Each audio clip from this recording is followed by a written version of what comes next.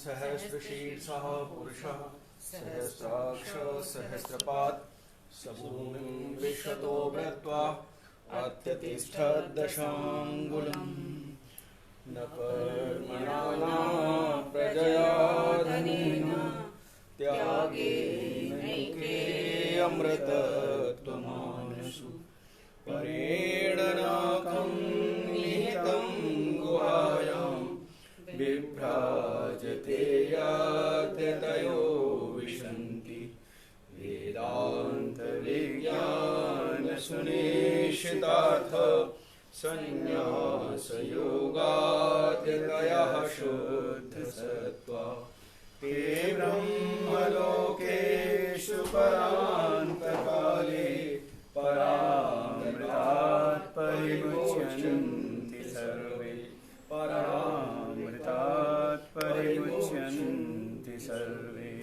बोले श्री सद्गुरुदेव भगवान की जय, श्री व्यास भगवान की जय।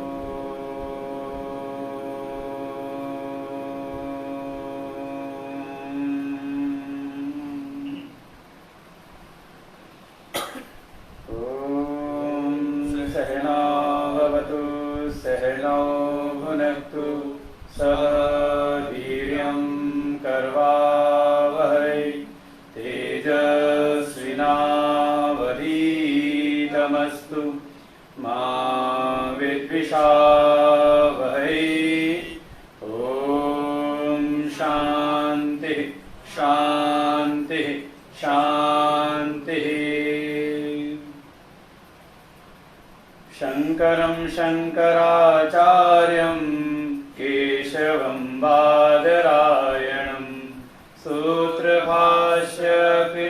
वन्दे भगवन्तो पुनः पुनः। ईश्वरो गुरुरात्मेति मूर्तिभेदविभागिने व्योमवद्व्याप्तदेहाय दक्षिणामूर्तये नमः। सदाशिवसमारम्भां शङ्कराचार्यमध्यमाम् अस्मदाचार्यपर्यन्तां वन्दे गुरुपरम्पराम्। श्रुतिस्मृतिपुराणानाम् आलयं करुणालयं नमामि भगवत्पादं शङ्करं लोकशङ्करम्। नारायणं पद्मभवं वसिष्ठं शक्तिं च तत्पुत्रपराशरं च व्यासं शुकं गौडपदं महान्तं गोविन्दयोगीन्द्रमथास्य शिष्यं श्रीशङ्कराचार्यमथास्य पद्मपादं च हस्तामलकं च शिष्यं तं तोटकं वार्तिककारमन्यान् अस्मद्गुरुन् सन्ततमानतोऽस्मि।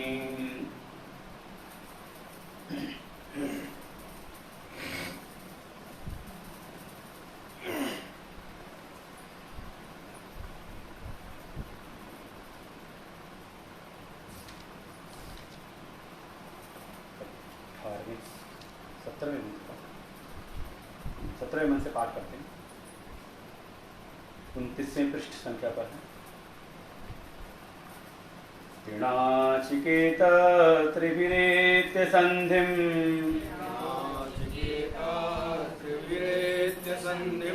त्रिकर्म कृत्तरति जन्म मृत्यु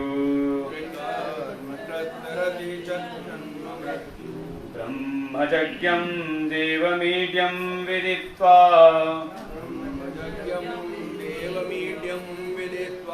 नित्यायिमां शान्तिमत्यन्तमेति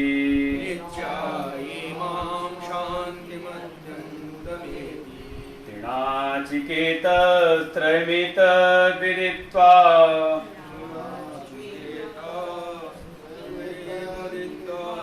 त्रिणाचिकेतस्त्रयमितद्विदित्वा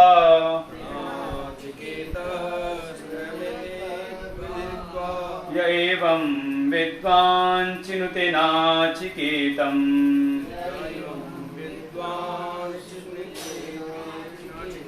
य एवं विद्वान् चिनुते नाचिकेतम्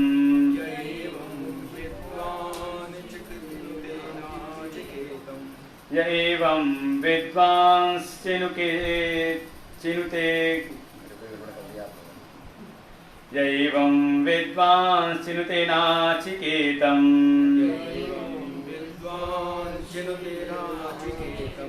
समृत्युपाशान् पुरतः प्रणोद्य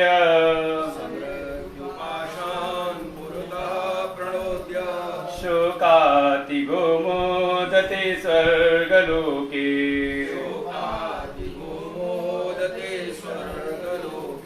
नाचिकेतस्त्रयमितद्विदित्वा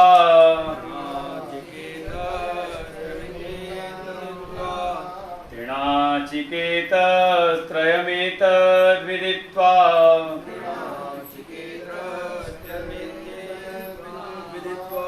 त्रयम् एतद्विदित्वा त्रिणाचिकेतस्त्रयमितद्विदित्वा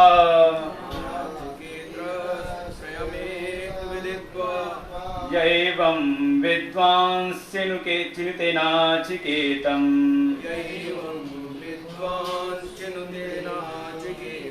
समृत्युपाशान् पुरतः प्रणोद्य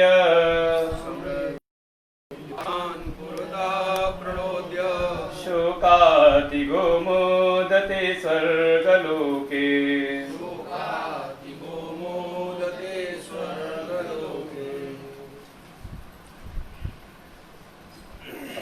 श्रवण किया कि नचिकेता पहुंचते हैं यमदेवता के पास में। 3 रात्रि वहां पर उनकी प्रतीक्षा करते हैं। उसी के लिए यमदेवता ने उनको एक एक रात्रि के लिए एक एक वरदान मांगने को कहा। तो पहले वरदान के रूप में अपने पिता की तृप्ति संतुष्टि, उनके कल्याण की बात मांगी वरदान में। दूसरे में स्वर्ग की प्राप्ति के साधन रूप जो अग्नि विद्या है उसके विषय में प्रश्न पूछा, और यम देवता ने बिल्कुल उसको वैसे वैसे बता दिया जैसा कि हमारे श्रुतियों में वर्णन है ब्राह्मण भाग में। यहाँ विस्तार नहीं बताया क्योंकि उपनिषद विद्या है, यहाँ पर मुख्य प्रकाश डालेंगे ब्रह्म विद्या के ऊपर, इसलिए वहाँ इसका विस्तार नहीं किया। जिसको अध्ययन करना हो तो कहा कि ब्राह्मण ग्रंथ का अध्ययन कर सकते हैं। और मुझे लगता नहीं यहाँ कोई इतना उसका कोई जिज्ञासु हो भी। और योग्यता कैसी रही जो नचिकेता की कैसी है कि जब वो अग्नि विद्या बताई कि उस अग्नि विद्या में उस कर्मकांड में किस प्रकार की ईंटें, कितनी ईंटें, किस प्रकार से अग्नि का चयन करना है, जो सारा विस्तार से विधि विधान बताया था, नचिकेता ने बिल्कुल वैसा ही सुना दिया यमदेवता को। परिणाम में यमदेवता इतने प्रसन्न हुए कि उनको चौथा वरदान और दे दिया। 3 वरदान से अतिरिक्त 1 वरदान और दिया। उनका परिचय दिया, उनका नाम ही दिया था महात्मा। और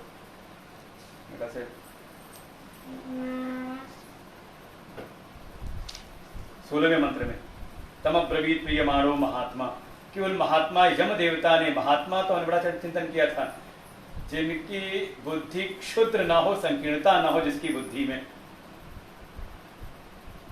अगर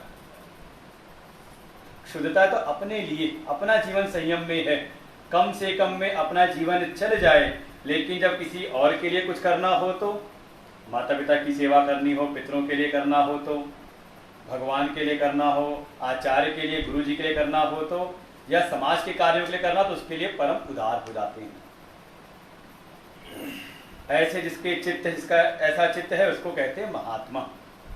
और अन्यथा अगर कोई ऐसा है कि नहीं, दूसरों के लिए तो हो जाए संकीर्ण, लेकिन अपनी व्यवस्थाओं के लिए परम उदार रहे, तो कहते फिर वो संसारी व्यक्ति है, संसार में रचा पसा हुआ है। तो उन्होंने उसको चौथा वरदान दिया कि ये जो अग्नि विद्या मैंने बताई है, आज के बाद तुम्हारे नाम से जानी जाएगी। इस अग्नि विद्या का नाम होगा नाचिकेत अग्नि। और प्रसन्न होकर के अपने गले की माला निकाल के देती, जैसे कल बता रहे थे। कोई ऐसा हो शिष्य जो सुनाया गया उसको अक्षरशः वैसे ही सुना दे, तो केवल महात्मा ही प्रसन्न हो जाते हैं कि हाँ, जो अपनी प्रिय वस्तु है, केवल महात्मा अपने गले की माला उतार के देते हैं, लोग तुम्हारी सेवा से बड़ा प्रसन्न हुआ हूं। तो ऐसी अपनी जो गले में दिव्य माला थी वो उतार करके दे दी। भगवान भाष्यकार उसका वर्णन करते हैं कि श्रृंगाम जो शब्द प्रयोग किया माला के लिए, कहा उसके 2 भाव होते हैं। एक तो माला कि अपने गले में कोई दिव्य माला रही होगी उनके पास में, रत्नमयी, शब्दमयी, चाहे बोल कुछ, और अनेकों रूप धारण करने वाली, इमाम अनेक रूपाम, अनेक रूपों को कैसे कई बार होती है कि उसके रंग बदल जाता है। जैसे कई बार स्फटिक की माला होती है तो उसका रंग बदलते हुए दिखाई देता है, प्रकाश में जाए तो अलग चमक आती है, जिस कपड़े पर रख दो तो उस रंग की दिखाई देती है। ऐसी वो भी कोई रत्नमयी, रत्न से सुसज्जित कोई श्रेष्ठ माला होगी। और मुख्य रूप से कहा, अथवा एक भाव और कि कर्म का विधान तो बता दिया, स्वर्ग आदि अनंत लोकों की प्राप्ति के लिए जो विद्या है अग्नि विद्या, वो तो बता दी, और साथ ही साथ में एक विशेष कर्ममयी एक साधना बताई जो अकुत्सित है, ऐसे वर्णन किया वहां पर विचित्र, यद्वा सिंकाम अकुत्सिताम गतिम कर्ममयीम गृहाण अन्यदपि कर्म विज्ञानम अनेक फल हेतुत्वात्, कि संसार के जो भी कर्म है वो तो अनेक फल देने वाले हैं, अनेकांतिक हैं, कभी उन कर्म के फलों से तृप्ति मिलती नहीं। हम प्रयोजन कोई निश्चित करके एक कार्य प्रारंभ करते हैं, लेकिन जब तक वो कार्य की सफलता होती वहां पे कोई अन्य फल दिखाई देने लगता है। कोई पूरे जीवन में है कि ये करेंगे तो ये मिलेगा, जब तक वहां करते पहुंचे तो कहने अब कुछ और चाह बन गई मन के भीतर, वो हो गया तो कुछ और दिखाई दे गया। कहीं संसार के जो कर्म है ऐसे ही कर्म बंधन में बांधे रखते हैं, लेकिन इसी कर्म में एक ऐसा विज्ञान है, ऐसी एक बुद्धि है कर्म की कि अनेकांतिक फलों को नष्ट करने वाली है। तो हमने प्रातःकाल बड़े विस्तार से चिंतन किया था गीता जी के 2 अध्याय का प्रमाण देते हुए कि एक बुद्धि है, कहा कर्म योग की बुद्धि, जिसमें हम कर्म तो वही करते हैं, लेकिन भावना जो बन जाती है हृदय के भीतर, वो जो बुद्धि है कर्म योग की, उससे जब युक्त होकर कर्म करते हैं तो उसके अनेकांतिक फल नष्ट होकर के का वो फल एक हो जाता है। क्या फल है? तो कहा अंतःकरण की शुद्धि द्वारा ज्ञान की प्राप्ति। उसे हम कहते हैं कर्मयोग की साधना, भक्ति योग की साधना। भाई कर्म सब अपनी अपनी सामर्थ्य से अलग अलग करते दिखाई देते हैं, लेकिन अगर बुद्धि युक्त है कर्मयोग की भावना से तो सबका लक्ष्य एक होता है। ऐसे कोई कर्म कर रहा है तो हो सकता है उसका प्रयोजन कुछ हो और समर्पण कुछ हो। प्रयोजन है कि हाँ धन कमाना है, व्यवस्थाएं अर्जित करनी है, और समर्पण है अपनी अपनी ममता, जहाँ जहाँ हमारा ममत्व है, जहाँ जहाँ अपना अपनत्व हम बना रखा है, जहाँ जहाँ संबंध बना रखे हैं। लेकिन जब कर्म योग की साधना में कोई उतरता है तो बिल्कुल कर्म वही हैं, बस ये है कि कर्मों का प्रयोजन हो जाता है, चलो अपने जो कर्तव्य के धरातल हैं कर्तव्यों की पूर्ति, और समर्पण होता है भगवान की प्रसन्नता में। बस ये अंतर है, दृष्टि भीतर बदल जाती है, कर्म वही चलते हैं। तो ऐसी विज्ञानमयी ऐसी दी जिससे कि जो कर्म अनेक फल के हेतु बनते हैं उसका अनेकत्व हट करके वो एक जगह हमें समर्पण कर देता है। कहते हैं उपरति जैसे हो जाना, उपरामता, जो 6 संपत्तियां हैं साधन चतुष्टय के अंतर्गत हमने चिंतन किया था, कई बार कर रखा है इसको। शम दम उपरति तितिक्षा, तो उपरति में है स्वधर्म अनुष्ठान में, फिर अपने स्वधर्म में लग जाता है, और स्वधर्म का प्रयोजन का अंतःकरण की शुद्धि द्वारा ज्ञान की प्राप्ति। तो यम देवता ने वो भी प्रदान किया नचिकेता को चौथे वर के रूप में। इसके उपरांत इस कर्म की स्तुति करते हैं, जो ये अग्नि विद्या दी थी इसकी थोड़ी स्तुति करते हैं, महिमा बताते हैं। तो उन्हें प्रातःकाल बड़े विस्तार से समझा था कि ये जो भी नचिकेत अग्नि है इसको जो 3 बार अनुष्ठान करता है, किसी आचार्य का वर्ण करके 3 बार इसका अनुष्ठान कर ले, 3 बार ऐसी अग्नि विद्या का अनुष्ठान करे तो उसका नाम दिया, उसको कहते हैं त्रिनाचिकेत, 17वां मंत्र है। फिर उसी का दूसरा भाव किया था अथवा कि अगर कोई खुद ही कर रहा है तो का पहले उसको सुन करके उसको भीतर धारण करे, समझे, उसको अनुभव करे और फिर उसका अनुष्ठान करे। तो ऐसे 3 जो क्रम हैं, इसको जो कोई कर लेता है इस विद्या के, उसको भी कहते हैं त्रिनाचिकेत। तो दोनों भाव हैं, अगर हमें नहीं करना तो किसी आचार्य को लेकर के हमने उससे करवा लिया, 3 बार इसका अनुष्ठान कर लिया तो हम भी हो जाते हैं त्रिनाचिकेत। या तो फिर हम स्वयं पहले इसको सुने आचार्यों के मुख से, फिर इसको थोड़ा समझें, भीतर अनुभव में लेकर के आए, ठीक प्रकार समझ करके फिर इसका अनुष्ठान करें। क्योंकि ये जो विद्या ये कर्म परक है और कर्म में प्रापक भाव होता है। जैसा पहले शुरू में ध्यान हो तो जब संबंध बताया था इस उपनिषद का तो कहा था बोधक भाव है। इस ज्ञान के मार्ग में तो बस ये है कि आप श्रवण करते हैं, सुनते सुनते आपको बोध हो जाता है जो प्रतिपाद्य विषय है इस ज्ञान के मार्ग में, आत्मज्ञान के मार्ग में। लेकिन जब कर्म के मार्ग में आएंगे तो वहां प्रापक अर्थात कुछ अप्राप्त है, उसकी प्राप्ति की चाह आई है, तो पहले उसको जानो, उसकी प्राप्ति के साधनों को हम समझें, उसको भीतर अनुभव में करें और फिर उसका अनुष्ठान करें, तब मिलेगा। अब स्वर्ग की विद्या आपको सब बता दी जाए डिटेल से, आप समझ भी लो, अच्छी प्रकार समझ लो, लेकिन अनुष्ठान ना करो तो बैठे रहो, इसको स्वर्ग नहीं मिलने वाला। आपको फिर यज्ञ करना पड़ेगा। कर्म के विधान में सब जगह पे ये है। जैसे अगर भोजन बनाना आपने सुन लिया सबका सब, लेकिन कभी रसोई में गए नहीं तो मिलेगा भोजन आपको?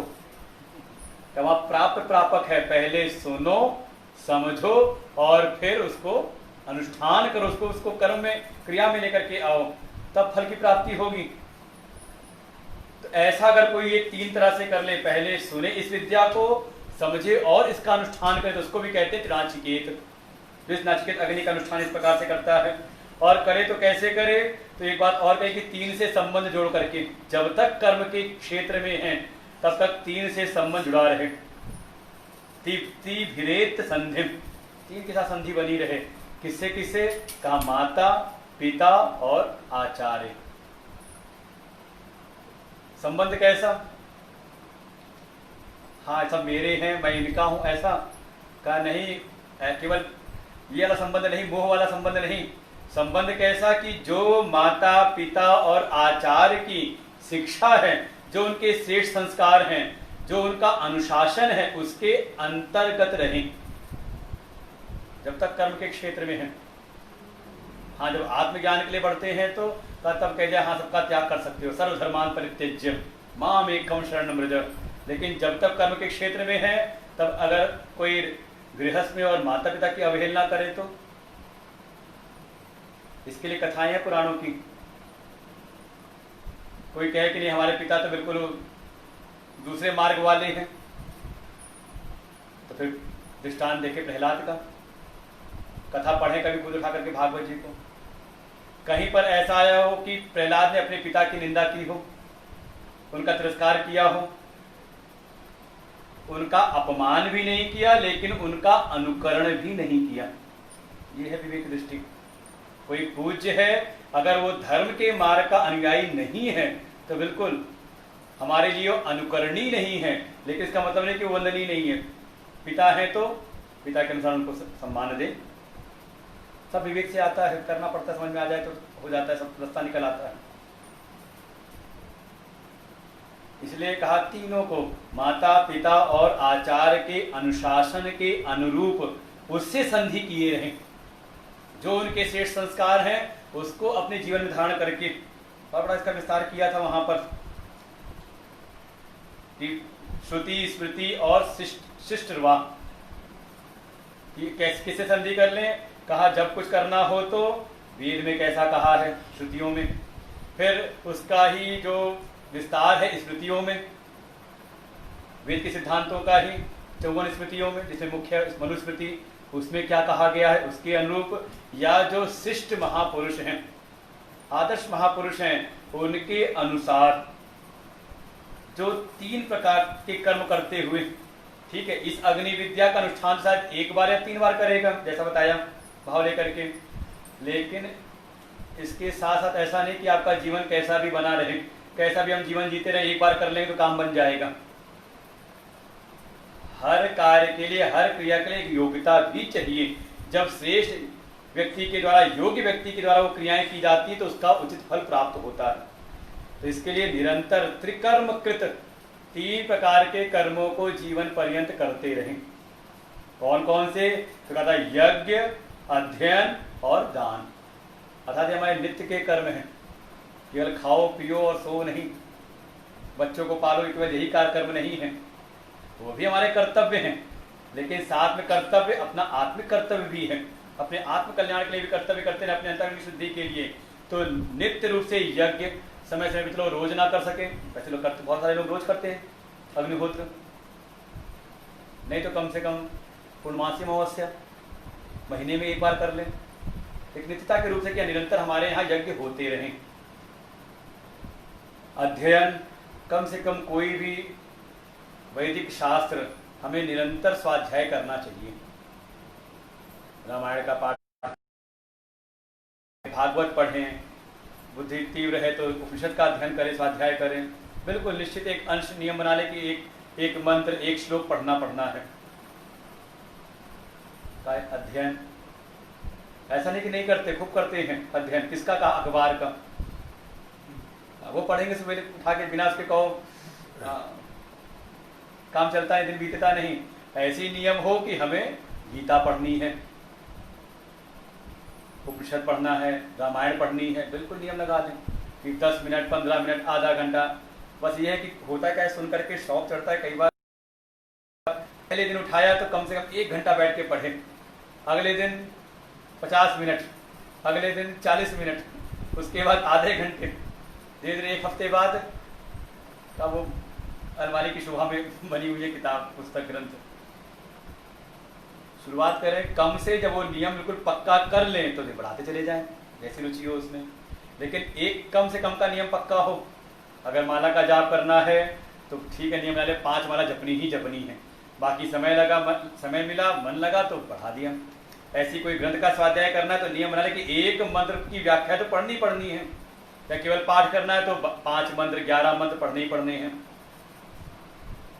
फिर जैसा समय मिले, मन लगे, बढ़ाते चले जाएं। लेकिन कम से का नियम पक्का होना चाहिए वो कि एक तो करना ही करना है। अध्ययन और साथ दान, त्याग वृत्ति भीतर होनी चाहिए। अगर त्याग वृत्ति नहीं है तो समझ लें फिर जैसे किसी खिलाड़ी को देखें, लक्ष्य उसका है ओलंपिक खेलना, वर्ल्ड कप खेलना, तो क्या सीधे एक दिन खेल लेगा वो? तो रोज जाता है 4 बजे उठ करके, 4 या 3 बजे उठ के जाता है स्टेडियम में। जिनके बच्चे हों क्रिकेट के शौकीन हो, जाके देखें, वो दिन दिन भर पसीना बहाते हैं। खेलना उनको कोई टूर्नामेंट है, लेकिन रोज अब ये नहीं टूर्नामेंट नहीं तो सो रहे हैं, तो उनका खाना पीना सब चीज उनका नियंत्रित रहता है। पूरा उनको एक चार्ट मिल जाता है, डाइट चार्ट, जीवनचर्या पूरी मिल जाती है, उसके अनुरूप जीवन जीते हैं। तो नित्य करते हैं अभ्यास। ऐसे ही ठीक है, एक समय हमें सर्वस्व का त्याग करना है तो कम से कम जीवन में थोड़ा सा त्याग करना तो आए। इसलिए नित्य निरंतर कोई तीज पर्व इत्यादि हो, जैसे श्राद्ध पक्षी चल रहा है तो पितरों के निमित्त कोई दान पुण्य का ये चीजें हैं। और भगवान गीता जी में 18वें अध्याय में एक ही चीज को 3 बार कहा है। 18वें अध्याय में यज्ञ दान तपः कर्म न त्याज्यम, यज्ञ दान तपः कर्म पावनानि मनीषिणाम, कई बार कहा है अलग अलग तरह से। इसका कभी त्याग नहीं करना चाहिए। क्यों? क्योंकि ये मनुष्यों को पवित्र करते हैं, यज्ञ दान और तप। अब तप के अंतर्गत आपका ज्ञान भी है, स्वाध्याय भी है, क्योंकि स्वाध्याय और ये ज्ञान प्राप्त करना भी सबसे बड़ा तप है। यस्य ज्ञानमयम तपः, श्रुतियों में आएगा आगे, ज्ञान की प्राप्ति करना ही बड़ा तप है। तो ये 3 चीजों को करते हुए का अंतःकरण की शुद्धि करे, और जो कर देता है ऐसा तो मतलब उस नचिकेत अग्नि का 3 बार अनुष्ठान करे, या फिर स्वयं उसको सुन करके समझ करके और उसका अनुष्ठान करे। किसके अनुशासन में रहते हुए? कहा माता पिता और गुरु के अनुशासन में रहते हुए। नित्य जीवन में यज्ञ स्वाध्याय और तप ये जीवन में बना रहे। ऐसा करते हुए जो तीनों अग्नियों का ऐसा चयन करता है तो जन्म मृत्यु को वो तर जाता है, अर्थात इस मनुष्य लोक से पार होकर के श्रेष्ठ लोकों की प्राप्ति करता है। वही स्वर्ग लोक की प्राप्ति विषय चल रहा है जिसका। और फिर इस अग्नि विद्या की स्तुति की, कैसी का साक्षात ब्रह्म से ही उत्पन्न, इसको जानो, जड़ नहीं है, चेतन है, यह सर्वज्ञ है, देव स्वरूप है, एकदम स्तुति योग्य है। इसको जो कोई जान लेता है, जानने का ही फल है। जान करके इसको जब आप स्वरूप से कोई अनुभव करने लगता है तो विराट स्वरूप हो जाता है। कि उस अग्नि को जाना और जान गया कि ये अग्नि ही सारे जगत की प्रतिष्ठा रूप है। चिंतन कर चुके इसके विषय पर कि अग्नि केवल वो यज्ञ विजय अग्नि नहीं का, वो सर्वव्याप्त जो तेज रूप में व्याप्त है। अब हमारे शरीर में तो तेज है, अग्नि धधक रही भीतर का, उस रूप में सब जगह देख करके कहा उसको परम प्राप्ति होती है, प्रत्यक्ष अनुभव होता है।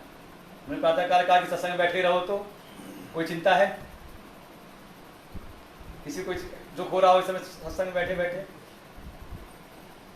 और ऐसे अगर कहते कि सत्संग ना हो और ऐसे ही बैठना हो 1 घंटे तो मुश्किल हो जाएगा।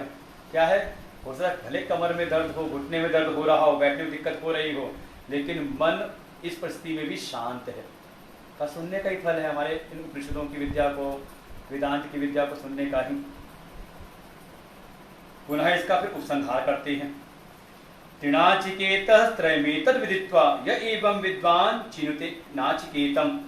इस नाचिकेत अग्नि का जो कोई भी चयन करता है, कैसे का त्रयम एतद्, जैसा बताया था कि कैसी इसमें ईंटें हों, कितनी ईंटें हों, कौन सी अग्नि किस प्रकार से चयन करनी है, इस प्रकार से जान करके जो कोई भी इस नचिकेत अग्नि का चयन करके इसकी उपासना करता है, ऐसे अनुष्ठान करता है, स मृत्युपाशान पुरतः प्रणोद्य का, वो मृत्युपाश को पार कर जाता है। मरने के बाद नहीं, पुरतः का ये शरीर रहने मृत्यु के पूर्व ही, मरण के पहले ही पुरतः शरीर छूटने के पूर्व ही का इसको पार कर जाता है।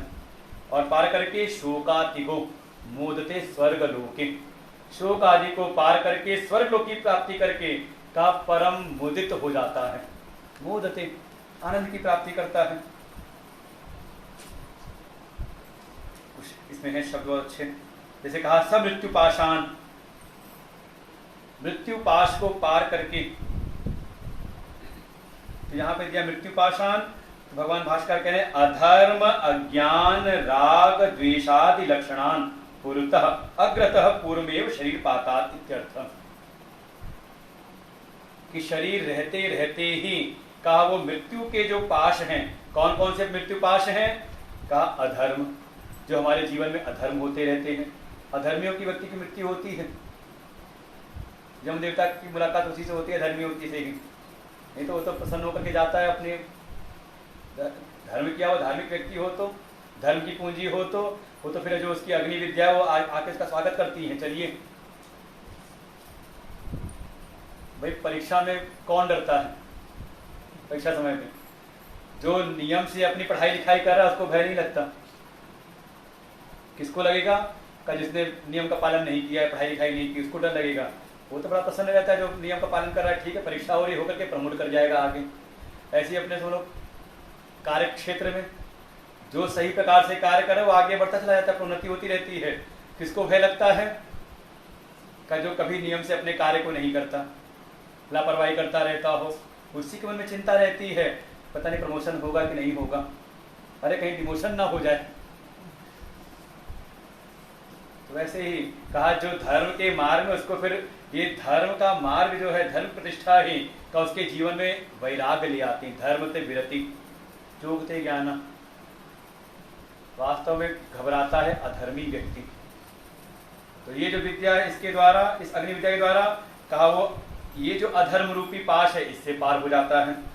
फिर अज्ञान, अज्ञान भी मृत्यु पाश के रूप में ही है। अज्ञानी व्यक्ति को डर लगता है, जिसको ज्ञान हो जाए तो, श्रेष्ठ कर्म कर रखा है, श्रेष्ठ अग्नि विद्याओं का जिसने पालन कर रखा है तो का उसको डर नहीं लगता। उसको पता है कि मैंने श्रेष्ठ कार्य किए हैं तो मुझको ऊर्ध्व लोकों की प्राप्ति होगी।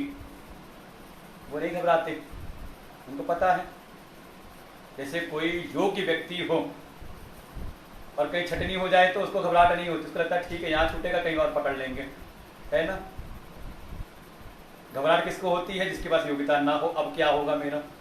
ऐसे ही बिल्कुल समझ लें, अज्ञान से वो मुक्त हो जाता है। और सबसे बड़ा बंधन है राग और द्वेष, ये बंधनकारी है, बांधने वाले हैं। किसी से राग हो जाए या किसी से द्वेष हो जाए तो कहते हैं बंधन के कारण है। राग द्वेषादि संकुल संसार स्वप्नतुल्यो ही राग द्वेषादि संकुलम सकाले सत्यवद भाति प्रबोधे असद भवेत। कई संसार में कहा ये राग और द्वेष ही बंधनकारी होते हैं। कहीं आपने राग कर लिया, ज्यादा आसक्ति हो गई, या किसी से बहुत ज्यादा विरोध हो जाए। अब देखिए आपको अगर ऐसा हो जाए तो भगवान की याद भी नहीं आती। राग द्वेष से युक्त व्यक्ति हो तो शायद सत्संग बैठ के भी जिसके प्रति राग होगा उसकी याद करता रहेगा बैठ करके, या जिससे द्वेष हो जाए तो ये तो पक्की गारंटी है। ये तो भागवत में सुखदेव जी भी कहते हैं कि कैसे भी एक सिद्धांत दिया, कैसे भी अपने मन को भगवान में लगा दो। मनः कृष्ण तस्मात् केनापि उपायेन मनः कृष्णे निवेशयेत। कैसे भी, तो कैसे कैसे किसने किसने लगाया? तो कहते हैं कोई कामना से, जैसे गोपियां हैं, काम भाव से, किसी ने द्वेष से, किसने कहा चेदिरा शिशुपाल, इतना द्वेष किया होगा 100 गाली देने की हिम्मत है किसी में? हिम्मत की बात नहीं, इतनी बुद्धि है किसी के पास 100 गाली दे सकता हो? दो चार आप लोग सब समाज के तो 2-4 गाली भी ना आती हो, और कोई बहुत गाली देने वाला, अपशब्द देने वाला हो, वो भी ज्यादा 10 को दे दे, कागज पेन दे दे अगर लिखने के लिए, तो 8-10 लिखेगा, फिर वही रिपीट करता रहेगा। अब शिशुपाल ने भरी सभा में 100 गालियां दी भगवान को। मतलब कितना चिंतन किया होगा भगवान की लीलाओं का, चरित्र का। भाई हम भक्त लोग हैं तो भगवान की एक एक जीवन चरित्र पर कोई ना कोई गुण का दर्शन करते हैं, उसका चिंतन करते हुए है मन को प्रसन्न कर लेते हैं। और कोई द्वेषी हो भगवान का तो जैसे आपका ही जीवन चरित्र है, आपके ही कोई स्नेही जन होंगे और कोई आपके विरोधी भी तो होंगे समाज में, दोनों के विचार एक ही होंगे।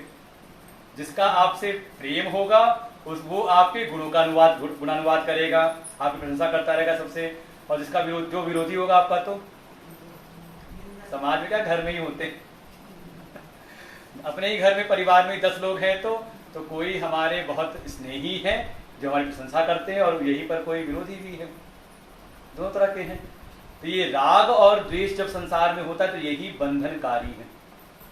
जीवन कैसा हो का राग द्वेष युक्त विषयान इंद्रिय चरण आत्मशय विधेय आत्मा प्रसादम अधिगच्छति। ज्ञानी के लक्षण में आया गीता जी के दूसरे अध्याय में कि ज्ञानी भी विषयों में ही विचरण करता है, इस संसार में ही, जिस संसार में हम रह रहे हैं वो भी इसी संसार में व्यवहार करता है, खाते पीते सब बातचीत सब करते हुए चल रहा है। अंतर क्या है का जो संसार का प्राणी है, अज्ञान में पड़ा हुआ है, वो हर जगह व्यवहार करता है तो राग द्वेष बनाता चलता है। कोई उसको बहुत अच्छा लगा तो चिपक गया उससे, कोई किसी से द्वेष हुआ, प्रतिकूल हुआ कोई तो उससे विरोध करता रहता है और उलझता रहेगा राग द्वेष में ही। लेकिन जो ज्ञानी महापुरुष हैं का व्यवहार करते हुए ना तो उनका कहीं राग होता है ना कहीं से द्वेष होता है। उनका अपने मन के ऊपर अंतःकरण में परम अपने ऊपर भी एक संयमन होता है। आत्मवश्य विधेय आत्मा, अपने अंतःकरण को अपने वश में रखते हैं, किसी और के वश में नहीं जाता। विवेक के आधार पर जीवन जीते हैं तो प्रसादम अधिगच्छति, उनको प्रसाद की प्राप्ति होती है। कौन से प्रसादी से बैठे ये वाले नहीं, प्रसाद माने मन की प्रसन्नता। कोई प्रसाद मिलता है हाथ में, जाकर के मंदिर में जाते हैं क्या होता है, मन प्रसन्न हो जाता है, भगवान का प्रसाद मिला, माथे से लगाया, उसको ग्रहण किया, तो मन की प्रसन्नता। तो इस विद्या के द्वारा कहा मृत्यु पाषाण अर्थात अधर्म, अज्ञान, राग, द्वेष जो इस संसार में बांधने वाले हैं, इन सब से वो मुक्त हो जाता है। पुरतः प्रणोद्य, इनको पार कर जाता है जीवन रहते रहते ही। उसके जितने भी यहाँ संसार में ममत्व बंधन है, राग द्वेष वाले बंधन हैं, सब यहीं पर शिथिल हो जाते हैं। शोकातिगो मोदते स्वर्गलोके, और इस मर्तलोक को त्याग करके चला जाता है स्वर्गलोक को इस अग्नि विद्या के द्वारा। अब प्रसंग पूरा हुआ तो अब नचिकेता से कहते हैं यम देवता कि जो तूने पूछा दूसरे वरदान के रूप में वो तो मैं तुझको बता दिया, अब तीसरा वरदान मांग। 19वां मंत्र है, पाठ करते हैं।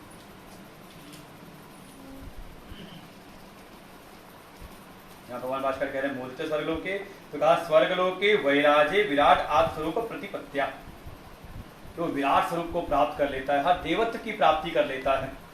यहाँ जो मनुष्य जीवन में है तो इसकी एक सामर्थ्य है, एक सीमाएं हैं, लेकिन जब हम देवत्व की प्राप्ति कर लेते हैं तो हमारी सीमाएं बढ़ जाती हैं, अर्थात पूरा विराट से हम एक हो जाते हैं, विराट रूप हो जाते हैं। वही देवता सर्वव्यापक हैं, हर जगह पहुंच जाते हैं।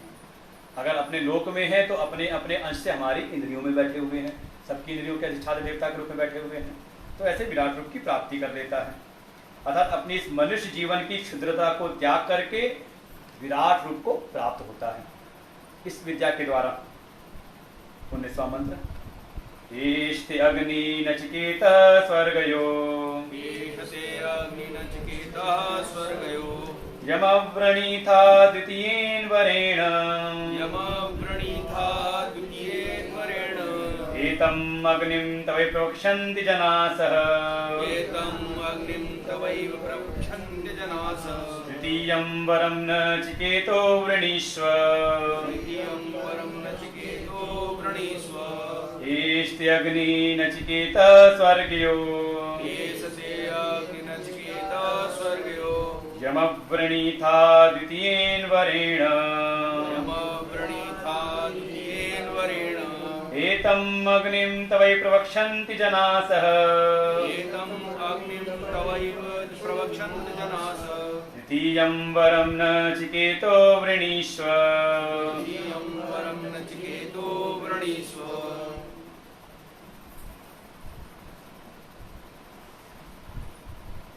नचिकेता से कहते हैं हे नचिकेता, जो तुमने दूसरे वरदान द्वितीय यमा वृणीथा द्वितीयेन वरेण, दूसरे वर के रूप में वरदान के रूप में जिस अग्नि का तुमने वर्ण किया था, स्वर्ग की प्राप्ति भूत जो अग्नि थी, साधन रूप में अग्नि जो थी, एष्टे अग्नि, हे नचिकेता ये वही अग्नि विद्या जो मैं तुझको बता दी, स्वर्ग की प्राप्ति कराने वाली, उसका मैंने तुझको उपदेश कर दिया। एतम, और साथ ही साथ एतम अग्निम तब एव प्रवक्ष्यन्ति जनास, और ये भी विधान बना दिया कि अब ये अग्नि जो है, अग्नि विद्या स्वर्ग की प्राप्ति कराने वाली साधन रूप अग्नि, अब ये तुम्हारे नाम से ही जानी जाएगी लोगों में। अब इसका प्रचलन तुम्हारे नाम से ही होगा, सारे लोग तुम इसी के नाम से जाने जाएंगे। ये भी वरदान मैंने तुमको दे दिया। ईश्वरो दत्तो मया चतुर्थस तुष्टेन। भगवान भास्कर कहते हैं, यमराज कह रहे कि तुमसे प्रसन्न होकर के तुम्हारी योग्यता को देख करके ये चौथा वरदान तुम्हें मैंने और दे दिया, इन 3 वरदान के अतिरिक्त, कभी तुम्हारे नाम से जानी जाएगी। हे नचिकेता, अब तृतीयम वरम नचिकेतो विनीश्व, अब तुम उसे तीसरा वरदान मांग लो, क्योंकि मैं तुम्हारा ऋणी हूं। कोई वचन दे रखे हैं ना, तो कह रहे हैं तस्मिन अदत्त ऋणवान अहम इति अभिप्राय। क्योंकि नचिकेता के प्रति जो यमदेवता है उनका भाव क्या है कि मैं अभी तुम्हारा ऋणी हूं। 3 वचन देने को कहे हैं, तो अभी 1 वचन बचा हुआ है, इसलिए मुझे अपने ऋण से मुक्त करो, तीसरा वरदान और मांग लो। इसे कहते हैं विनम्रता, देने में भी विनम्रता है। यम देवता है मृत्यु के देवता, और सामने कौन खड़ा है? एक साधारण 7-8 वर्ष का ब्राह्मण बालक, लेकिन देते समय भी उनका कोई दोष नहीं था, कोई उन्होंने बुलाया नहीं, कोई निमंत्रण दिया नहीं था, बिना बुलाए आ गए अतिथि के रूप में। और ये भी नहीं कि वो रहे हो वहां पर और तिरस्कार किया हो, तो पहले से कहीं गए हुए थे पूर्व के नियोजित कार्य के अनुरूप, लेकिन फिर भी उस ब्राह्मण बालक के प्रति अपने दोषों को मान करके स्वयं कि मेरे भवन में 3 रात्रि ये भूखा प्यासा रहा है, उसके लिए 3 वरदान देने को तैयार होते हैं। और अपने को ऋणी मानते, जब तक तीसरा वरदान नहीं ले लेता तब तक कह रहे कि मैं ऋणी हूं तुम्हारा, जल्दी अब तीसरा वरदान भी मांग करके मुझको ऋण से मुक्त करो। ये नहीं कि आज के समय में जैसा हो गया कि ऋण तो ले लिया, पहले जब मांगना होता है, ऋण लेना होता है, तो बड़ी विनम्रता रहती है। पहले ऋण मांगने वाला विनम्र होता है और फिर उसके बाद देने वाला विनम्र रहता है। इस समय उल्टा हो गया आज के समय में। लेकिन देखिए हमारी आज परंपरा, ऋषि परंपरा कैसी है, कैसे संस्कार हमारे शास्त्रों में वर्णित हैं कि देने वाला वो विनम्र है। और यहाँ पर भगवान भास्कर एक संगति लगाते हैं, क्योंकि अब यहां से प्रकरण बदल रहा है। एतावध्य अतिक्रांतेन विधि प्रतिषेधार्थेन मंत्र ब्राह्मणेन अवगंतव्यम यदवरद्वय सूचितम वस्तु, कि यहां तक का जो प्रकरण था, जो 2 वरदान की चर्चा थी, वो वास्तव में उन वरों के बारे में था जो वेद के मंत्र और ब्राह्मण भाग में जिनका वर्णन है, अर्थात सब सब कर्म परक हैं। अब आगे कैसा है, और इसके द्वारा तो इस यहां तक के प्रसंग के द्वारा इन 2 वरों से केवल कर्म की ही आपको बात पता चलती है, कर्म कैसे करने हैं, कि हमारा पारिवारिक दायित्व कैसा है, पितरों के प्रति कर्तव्य कैसा है, वो आपको पता चला पहले वरदान से। फिर देवताओं के प्रति जो हमारा ऋण है उसको कैसे करना है, वो दूसरे वरदान से। लेकिन जब तीसरा वरदान है वो का इसके आगे का जो प्रसंग है, अब उसमें थोड़ा परिवर्तन है, क्योंकि मंत्र और ब्राह्मण विभाग में जो आत्म विषयक जो चर्चा है वहां पर उसका कोई भी चिंतन नहीं है, वहां का विषय नहीं बनता। इसलिए अब इसके बाद अतो विधि प्रतिषेधार्थ विषयस्य आत्मनि क्रियाकारक फल अध्यारोप लक्षणस्य स्वाभाविकस्य अज्ञानस्य संसार बीजस्य निवृत्त्यर्थम तद्विपरीतम ब्रह्मात्मैकत्व विज्ञानम क्रियाकारक फल अध्यारोपण लक्षण शून्यम। बड़ा लंबा वाक्य है, नीचे तक पूरी एक ही लाइन है। अब इसके बाद जो कर्म का विषय होता है उसमें होता है विधि और प्रतिषेध, ऐसा करो और ऐसा मत करो। और ये जो भी कहा जाता है, ये विधि और निषेध वाला जो वाक्य कहे जाते हैं, इनका प्रयोजन होता है या इनका लक्ष्य होता है आत्मा के ऊपर क्रिया कारक और फल का अध्यारोप करके।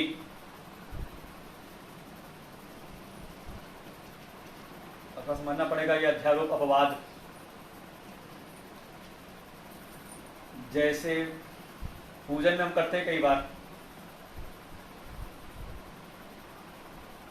पूजन करना है, पंडित जी आए कहें सुपारी ले आओ, सुपारी लेकर के उसमें मौली वोली लपेटी और वहीं दोने पे रख दिया, एक ये है एक ये है। कहा ये गणेश है, ये गौरी है। क्या कर रहे हो आप उस समय? उस पर अध्यारोप कर रहे हैं। है वो सुपारी? अब कोई हो कहे अरे ये तो सुपारी है, आपने मौली लपेट दी इसके ऊपर, ये गणेश गौरी कहाँ है? कहा नहीं, इस पे ऐसी बुद्धि कर लो, प्रतीक रूप में मान लो कि ये गणेश है और ये गौरी है। ऐसे ही हम मूर्ति में अध्यारोप करते हैं पहले भगवान का। अरे आप लोग खूब करते हो, माताएं खूब करती हैं। और अष्टमी क्या किया, कुछ लीप पोत करके बना दिया, कोई डिजाइन बनाई और फिर हम ही ने बनाया है।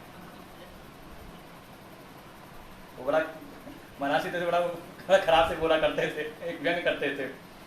आप लीपे आप काढ़े आप बनाए होई, ऐसे करके वो कहते थे। हम ही ने बनाया, हम ही ने उसको लीप पोत के सब तैयार किया, उसको कलाकारी करके, और फिर उसी के सामने हाथ जोड़ करके मांगते हैं। तो लगा नहीं विचित्र सा? हम ही ने भगवान के विग्रह को बनाया, किसी मूर्तिकार ने बनाया, इस संसार के प्राणी नहीं बनाया, और उसी सामने हम मांगते हैं। तो लगता नहीं विचित्र सा? भाई जिनको हमने खुद बनाया उन्हीं से हम मांग रहे हैं। संसार के लोग एक कटाक्ष करते हैं कई बार, मूर्खता में कह सकते हैं सीधे, कि भगवान की बनाई मूर्ति की अवहेलना करके अपनी बनाई मूर्ति की पूजा कर रहे हैं। कई बार लोग कटाक्ष करते हैं समाज में, खासतौर से व्हाट्सएप और फेसबुक पे यही सब मैसेज ज़्यादा वायरल होते हैं समाज की श्रद्धा को तोड़ने के लिए। का समझना पड़ता है उपासना के रहस्यों को। शास्त्रीय विधि है कि पहले हम विग्रह में देवताओं का आवाहन करते, उनका अध्यारोप करते हैं कि हाँ ऐसे ऐसी आकृति वाले नारायण हैं, फिर 4 भुजाओं वाले हैं, शंख चक्र गदा पद्म जिनके हाथ में है, ये नारायण हैं, ऐसी कोई भगवान शिव हैं।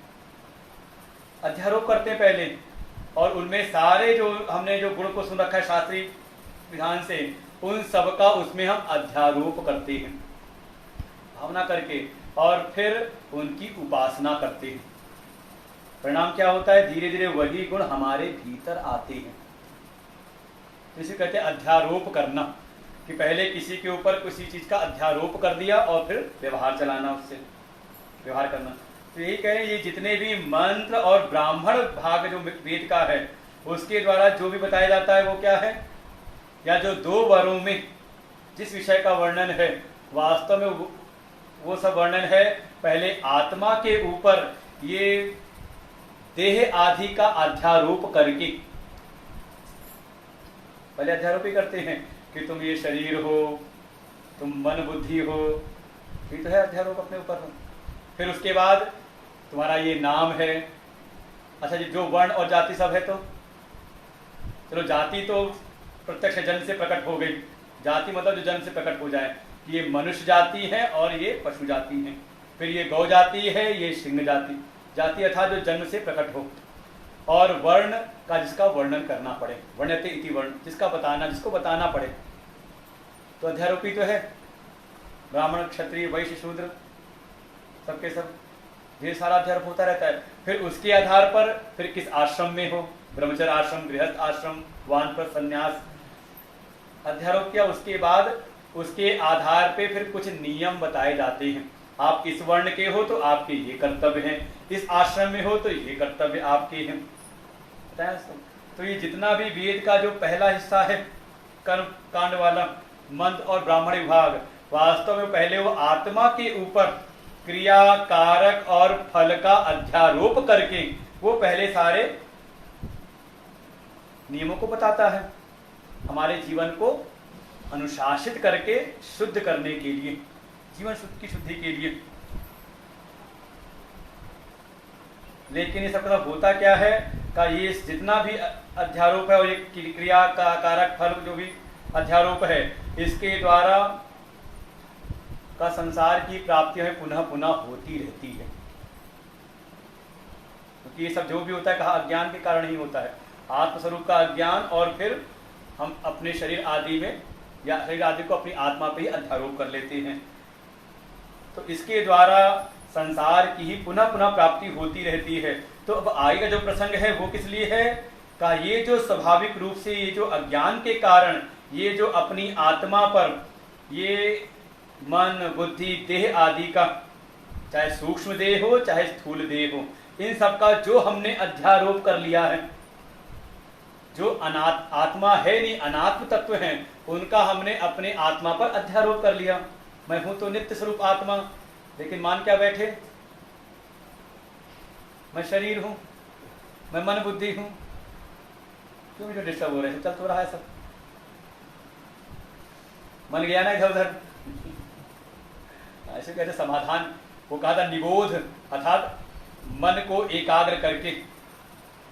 हमने खुद लगा रखा, हमारा ध्यान नहीं जा रहा उधर, कुछ शांति से, क्योंकि आपने किया तो चालू नजर आपकी चली गई।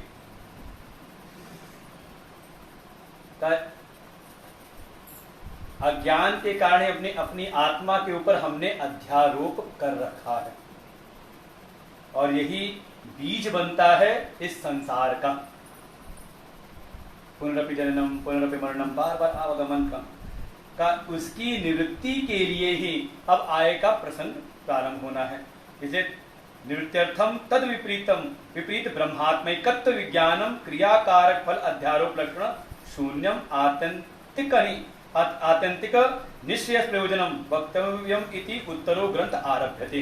अब ये जो आगे का ग्रंथ आरंभ होने वाला है वो इसका बिल्कुल ठीक, ये जो कर्म परक जो 2 वरदान थे, ये तो आत्मा के ऊपर अनाथ पदार्थों का अध्यारोप करके फिर आपको ये सब किए गए थे कि हाँ पिता के प्रति कर्तव्य है, पारिवारिक कर्तव्य, पितृण है, फिर कहा देव ऋण है, इनके लिए आप अपने कर्तव्यों का पालन करें।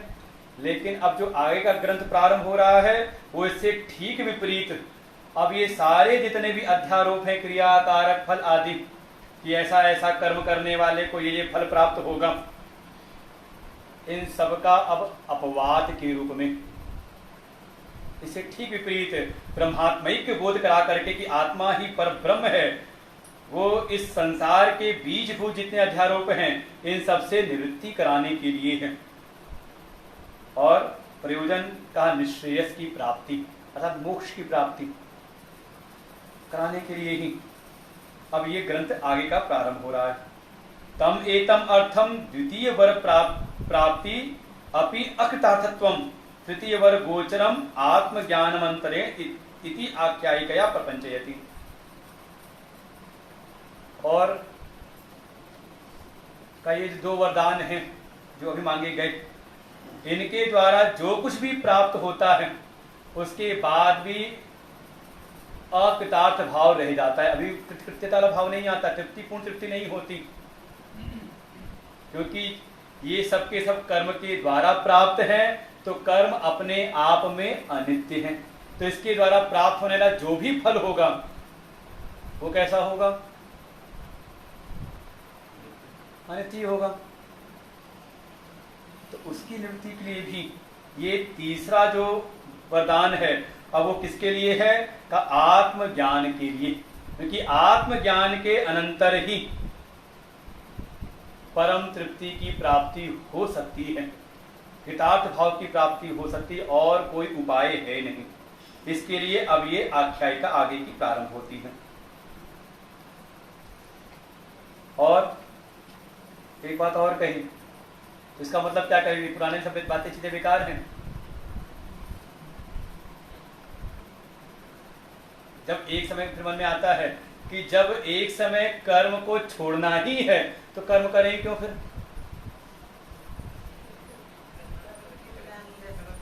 हाँ, कहते हैं कि वो वैराग्य की परिभाषा कही ईश्वर भोगेशु इच्छा राहित्यम, कि इस लोक के और स्वर्ग के भोगों की भी भोगने की इच्छा न रह जाए, उसी कहते हैं वैराग्य। तो लोग सीधे कह देते हैं अरे हमें स्वर्ग की कोई इच्छा नहीं रह गई। पहले प्राप्त तो कर लो। हाँ, कुछ मिला है नहीं और कैसे हमने त्याग दिया, ये वाला नहीं, बिन मिले वाले की नहीं। एक बार आपको पहले प्राप्त तो करके देखो पहले, और फिर अपने मन को देखो कि मिलने के बाद कितना वैराग्य है भीतर। तो कहना ये चाह रहे हैं कि पहले इन साधनों को करके, क्योंकि वैदिक मार्ग है, वेद के अनुसार है सारे जो 2 वरदान थे, पितृऋण और देवऋण।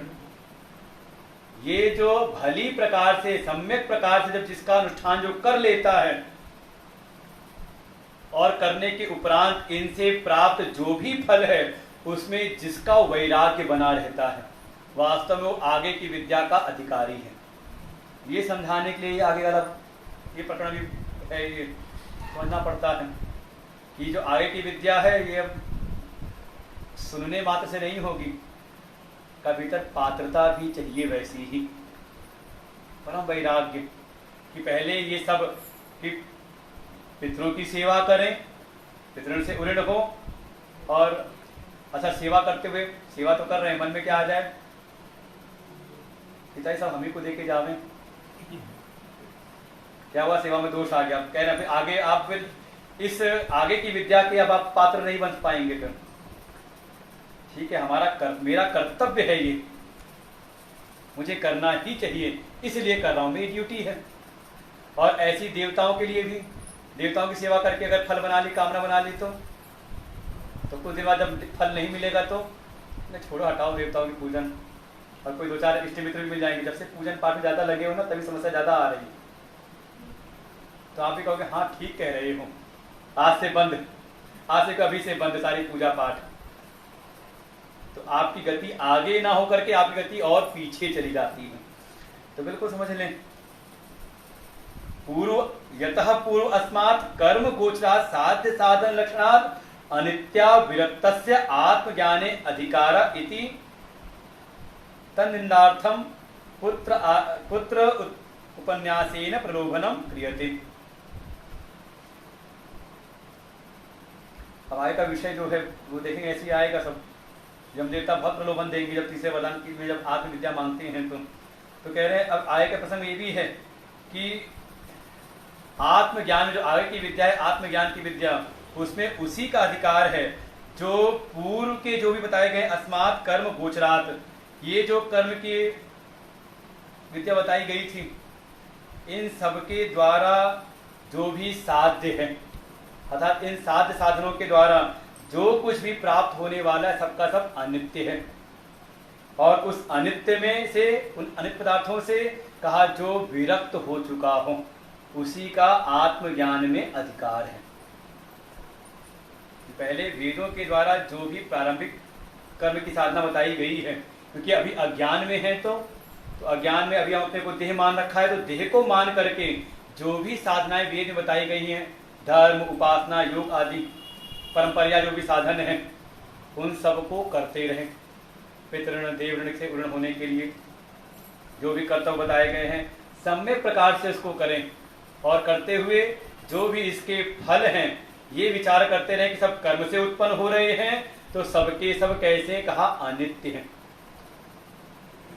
और आगे श्रुति, मुंडक श्रुति में तो आ जाएगा कि जब संसार में जीवन जिए तो परीक्षा की भावना से जिए। परीक्ष लोकान कर्मचितान ब्राह्मणों निर्वेदम आयात नास्ति अकृता कृतेन, कि जब भी कोई कामना बनी उसके लिए हम कर्म करने लगे, तो जब कर्म करें तो कम से कम कर्मों की परीक्षा तो लेते रहें कि इन कर्मों के द्वारा जो जो हमें प्राप्त हो रहा है वो है कैसा, नित्य है या अनित्य है। तो विचार किया, संसार में आप जो प्रयत्न कर रहे हो, प्रयास कर रहे हो, उससे जो कुछ मिल रहा है कैसा है, टिकाऊ है, हमेशा रहने वाला। वो अलमारी का ऐड देखा कि अपनी बिटिया की शादी में निपटाऊ नहीं टिकाऊ अलमारी दे, उन्हें कहीं पढ़ाया ऐड। हमारे आश्रम में अलमारी है तो उसी पे चिपका होता है एक पर्चा, टिकाऊ है। हाँ, आपके जीवन के सापेक्ष कह दिया कि जब तक आप रहोगे तब तक तो चली जाएगी है, लेकिन संसार में कौन सी चीज टिकाऊ है? क्या अपना शरीर टिकाऊ है? मन की वृत्तियां कुछ टिकाऊ नहीं, सब चला चली का खेल है, आने जाने वाला है सबका सब। और ये सब जितना भी जो कुछ भी कर्म के द्वारा, और ये देह, अब दुनिया की बात छोड़ दे लोगों की, ये देह भी मिला तो अपने कर्मों के परिणाम स्वरूप मिला है, सत्कर्म जन्यम, कर्म के द्वारा ही। बड़े भाग मानुष तन पावा। भाग्य मतलब का जो हमने पूर्व में कर्म कर रखे उसे जो प्रारब्ध निर्मित हुआ है तो मिला हुआ है। तो ये देह जो मिला हुआ यही नित्य नहीं अनित्य है। तो ऐसा विचार करके इस कर्म के द्वारा जो कुछ भी प्राप्त होने वाला है उससे उत्पन्न हो जाए वैराग्य, क्योंकि हमें अनित्य की चाह नहीं बल्कि हमें नित्य की चाह है। हम अगर सुख चाहते हैं तो अनित्य सुख नहीं बल्कि नित्य सुख चाहते हैं। कि अनित्य सुख चाहते हो मिलने भी छोड़ने वाला, ऐसा सुख मिले कि यहां तो मिले लेकिन बाहर ना हो, अभी हो कल ना हो, यहां हो कहीं और ना हो। का नहीं, देश काल वस्तु से अपरिच्छिन्न सुख चाहते हैं कि सीमित ना हो, कि एक स्थान पर मिले दूसरे स्थान पर ना मिले, एक वस्तु से मिले दूसरी वस्तु से ना मिले, एक समय में मिले दूसरे समय में ना मिले। ऐसा अनित्य सुख हम नहीं चाहते बल्कि कैसा कहा, नित्य सुख चाहते हैं, नित्य आनंद की प्राप्ति करना चाहते हैं। तो विचार करें इसके द्वारा कि एक जो दो वरदान थे पूर्व के कर्म परक का, इनके द्वारा नित्य सुख की प्राप्ति नहीं हो सकती। इसलिए उसके द्वारा जो भी अनित्य पदार्थ है संसार के, उन सब में ऐसा विचार करके विवेक के आधार पर जिसके जीवन में वैराग्य उत्पन्न हो गया है। अब इसका मतलब ये नहीं कि घर छोड़ के चला गया, जो हो सकता है जंगल चला जाए वहीं पर राग द्वेष बनाया हुआ हो, जहां पे भी रह रहा है वहीं पर सबके भीतर बीच में रहते हुए भी भीतर एक त्याग की भावना, अनासक्त भाव है, वो उत्पन्न सत्संग से ही होता है। सत्संगत्वे निसंगत्वम, निसंगत्वे निर्मोहत्वम, निर्मोहत्वे निश्चल तत्वम, निश्चल तत्वे जीवन मुक्ति। भज गोविंदम भज गोविंदम गोविंदम भज मूढ़मते। तो फिर अब आगे का प्रकरण इसी तरह से प्रारंभ करते हैं कि जो बिल्कुल तीनों प्रकार की ऐष्णाओं से बिल्कुल मुक्त हो चुका हूं, वित्त पुत्र और लोकैष्णा आदि से परमृत हो चुका हो, उसके लिए आगे का प्रसंग है। अब यम देवता ने कहा नचिकेता से तुम तीसरा वरदान मांग लो। अरे मैं तुम्हारा ऋणी हूं, जहां बात चल रही थी वहीं वापस आ जाए, मुझे अपने ऋण से मुक्त कर दो। अब फिर तीसरा वरदान मांगा नचिकेता ने। 20वां मंत्र है, येयं प्रेते विचिकित्सा मनुष्ये, येयं प्रेते विचिकित्सा मनुष्ये, अस्तित्वेके नायमस्तीति चैके, अस्तित्वेके नायमस्तीति चैके, एतद्विद्यामनुशिष्टस्त्वयाहम्,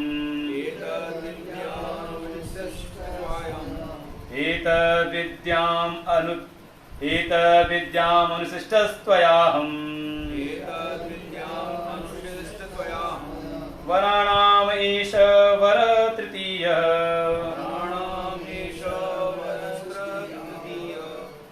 आ जाओ अंदर आ जाओ। येयं प्रेते विचिकित्सा मनुष्ये, येयं प्रेते विचिकित्सा मनुष्ये, येयं प्रेते विचिकित्सा मनुष्ये, अस्तित्वेके नायमस्तीति चैके, अस्तित्वेके नायमस्तीति चैके, एतद्विद्यामनुशिष्टस्त्वयाहम्, एतद्विद्यामनुशिष्टस्त्वयाहम्, वराणाम एष वर तृतीयः, वराणामेष वरस्तृतीयः। नचिकेता ने कहा, हे यम देवता, वरानाम एष वरः तृतीय, आप 3 वरदानों में मुझको ये वरदान दीजिए। अब क्या वरदान? कहा मैं एतद् विद्याम अनुशिष्टस्त्वयाहम्, मैं आपके द्वारा ये जानना चाहता हूं, ये ज्ञान मुझको दीजिए। क्या? का इस संसार में लोग 2 प्रकार की बात करते हैं। या इयं प्रेते विचिकित्सा मनुष्य,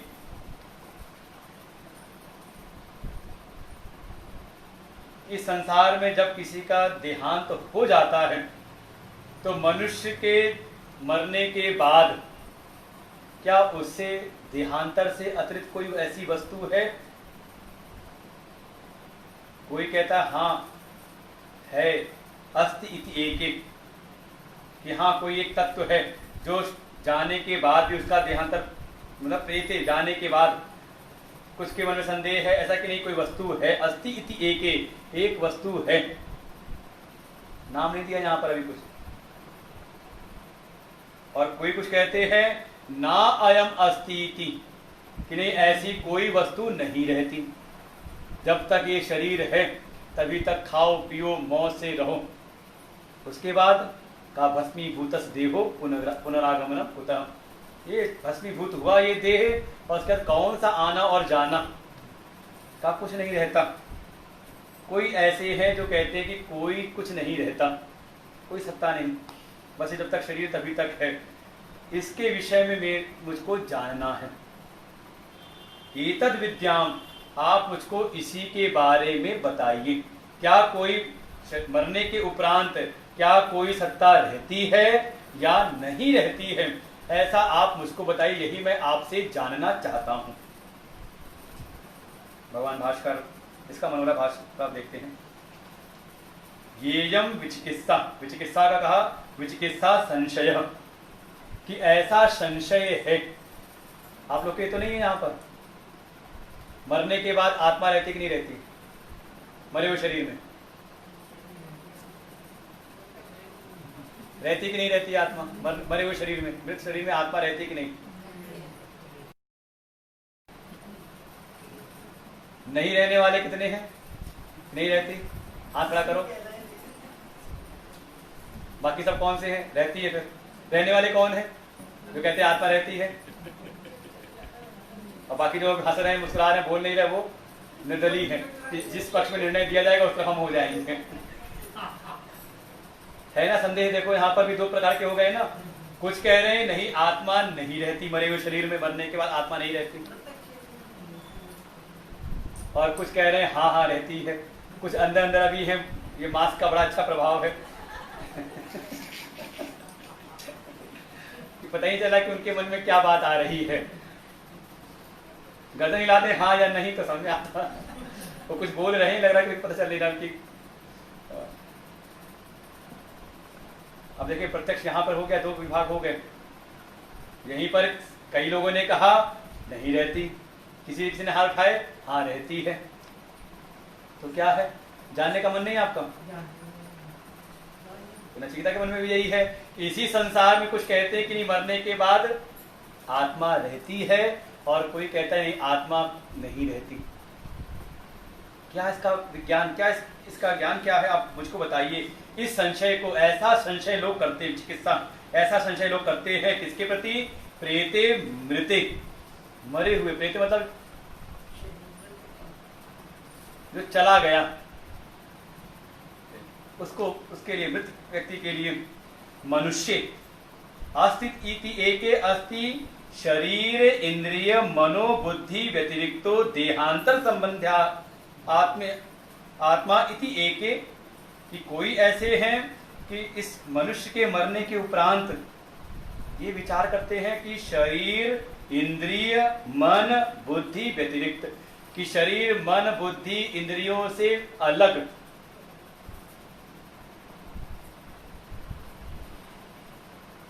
इससे संबंध रखने वाला कोई आत्मा है, वो रहता है। आत्मा इति एके, कि ऐसा आत्मा रहता है। और कोई ना अयम अस्ति इति, ऐसा कोई आत्मा वात्मा नहीं रहता। चाहे के ना अयम एवं विधो अस्ति इति, चाहे के तस्मा तश्च अस्माकं न प्रत्यक्षेण नापि वा अनुमानेन निर्णय विज्ञान में तद विज्ञान अधीनो ही पर पुरुषार्थ, कि ऐसा कोई आत्मा नहीं रहता। कुछ का ऐसा कथन है, और इसके विषय में ना तो हमें कोई प्रत्यक्ष ज्ञान होता है, ना कोई अनुमान कर सकते हैं। ये देखा किसी ने? वो कई बार लोग बेवकूफ बनाते हैं आपको, वो वीडियो वायरल कर दिया, देखो इस ये मरे हुए शरीर से आत्मा निकलते हुए जा रही है। तो फिल्मों में दिखा देते हैं कि शरीर वो मर गया, फिर उसमें से आदमी उठ के बैठा, फिर उठ के खड़ा होता है, फिर अगल बगल देखता है। तो फिल्मों में अच्छा लगता है, फिल्मों में देखो समझ लो कि हाँ ठीक, अच्छी लग रही फिल्म, अच्छी बनाई है, अच्छा फिल्मांकन किया है, लेकिन ऐसा प्रत्यक्ष नहीं दिखाई देता। इसका ज्ञान कभी प्रत्यक्ष होता नहीं आत्मा के विषय में।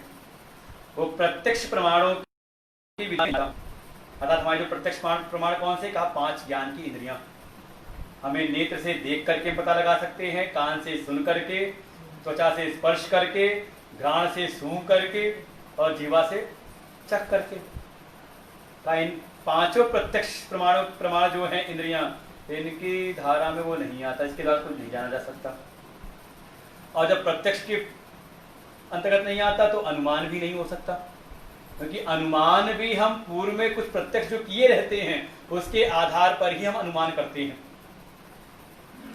जैसे हमारा एक प्रत्यक्ष है कि जब वर्षा होती सब पूरा भीग जाता है, तो ऐसे ही कल मैं आया दिन में अपने आश्रम से, कल चला गया था कथा के बाद, वहां से जब 2 बजे आया, देखा यहाँ वहां सब सूखा था, लेकिन यहाँ जहां देखूं सब सड़कें गीली हैं।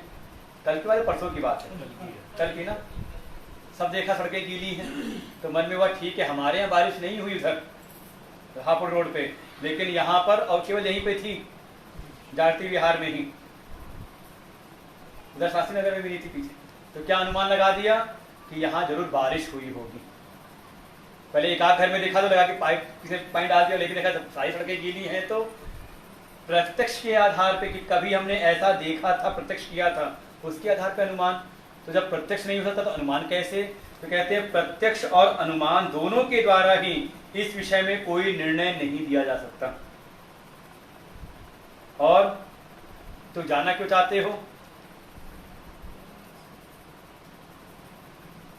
जो प्रत्यक्ष नहीं अनुमान है तो जानना क्यों चाहते हो? का नहीं, कारण है उसका। का एतद विज्ञान अधीनो ही परः पुरुषार्थ इति अतः एतद विद्याम विजानीयाम अहम अनुशिष्टो ज्ञापितस्त्वया। क्यों जानना चाहता हूं? क्योंकि मैं पुरुषार्थ नहीं परम पुरुषार्थ का आकांक्षी हूं। पुरुषार्थ पता है कौन कौन से? पुरुषार्थ चतुष्टय कहे जाते, 4 पुरुषार्थ हैं। पुरुष ही अर्हति इति पुरुषार्थ। जो ये पुरुष अर्थात जीव जो चाहता है इस संसार में, उसका वर्गीकरण 4 में कर दिया गया। ये 4 ही चीजें आप चाहते हो, धर्म, अर्थ, काम और मोक्ष। अब इसी में आपने शाखा बना रखी हैं, लेकिन आपकी सारी चाहत जो इन्हीं 4 के अंतर्गत है। आप क्या चाहते हो? कहा धर्म, सब अपने अपने नियम से रहें, सब अपने कर्तव्य का पालन करें। अब वो बात अलग है कि हम करें ना करें, उससे कोई मतलब नहीं। दूसरों से धर्म चाहते हैं, तो चाहते तो है ना धर्म। फिर अर्थ की चाह कि अगर हमारे जीवन में किसी वस्तु का अभाव है और वो वस्तु कहीं और है तो उसको हम क्रय कर सके, प्राप्त कर सके, इसलिए कुछ अर्थ की सामर्थ्य होनी चाहिए। फिर तीसरा काम पुरुषार्थ है, अर्थात सुख सुविधाएं। केवल एक एकांगी एक रूप में ना देखकर उसको विचार करें। कहा अपने जीवन के लिए जो भी सुख सुविधाएं हैं, अगर सत्संग सुनना हो, गर्मी बहुत हो तो, पसीने टपक रहे हो तो मन लगेगा नहीं। बढ़िया वातानुकूलित माहौल है तो बड़ा मन लग रहा है, शांति से बैठे हुए हैं, पसीना भी नहीं हो रहा, गर्मी भी नहीं लग रही, पंखा एसी सब चल रहा है, अच्छा लग रहा है ना। तो बस समझ लो यही काम, सुख सुविधाएं अर्जन करना सब चाहते हैं प्रत्येक प्राणी का। ये 3 तो पुरुषार्थ हैं, लेकिन जीवन का जो परम पुरुषार्थ है वो है मोक्ष। साधन धाम मोक्ष कर द्वारा। ये जो मनुष्य का शरीर मिला है किसके लिए मिला है? कहा परम पुरुषार्थ को साधने के लिए। क्योंकि मोक्ष की ये 3 तो आप देख रहे हो और सब जीवों में दिखाई दे जाएंगे। अर्थ काम की व्यवस्था वहां पे भी हो जाती है, पशुओं में भी, पशुओं पक्षियों में भी, यहाँ तक कि स्थावर जो वृक्ष इत्यादि वो भी व्यवस्था कर लेते हैं। पृथ्वी आदि से वो खाद पानी लेकर के पत्ते पत्ते को सींच देते हैं, उसमें भी हो रहा है। तरवोहपि जीवंती जीवंती विपक्षिणा। अगर केवल इतना ही जीवन अगर समझे, खाओ पियो और प्रजनन आदि करके बस सबको ठीक ठाक कर दिया, इतना ही जीवन है तो इतना जीवन तो पशु पक्षी भी कर रहे हैं। फिर मनुष्य की मनुष्यता सिद्ध नहीं होती। किसमें सिद्ध होती है? का मनुष्य मनुष्यता सिद्ध होती है मोक्ष पुरुषार्थ में, क्योंकि मोक्ष की प्राप्ति मनुष्य शरीर में ही हो सकती है। बाकी जगह अपवाद रूप में किसी को हो गया, सबको नहीं होता। एक कोई काकभुसुंडी हुए, सारे कौवे नहीं हो गए।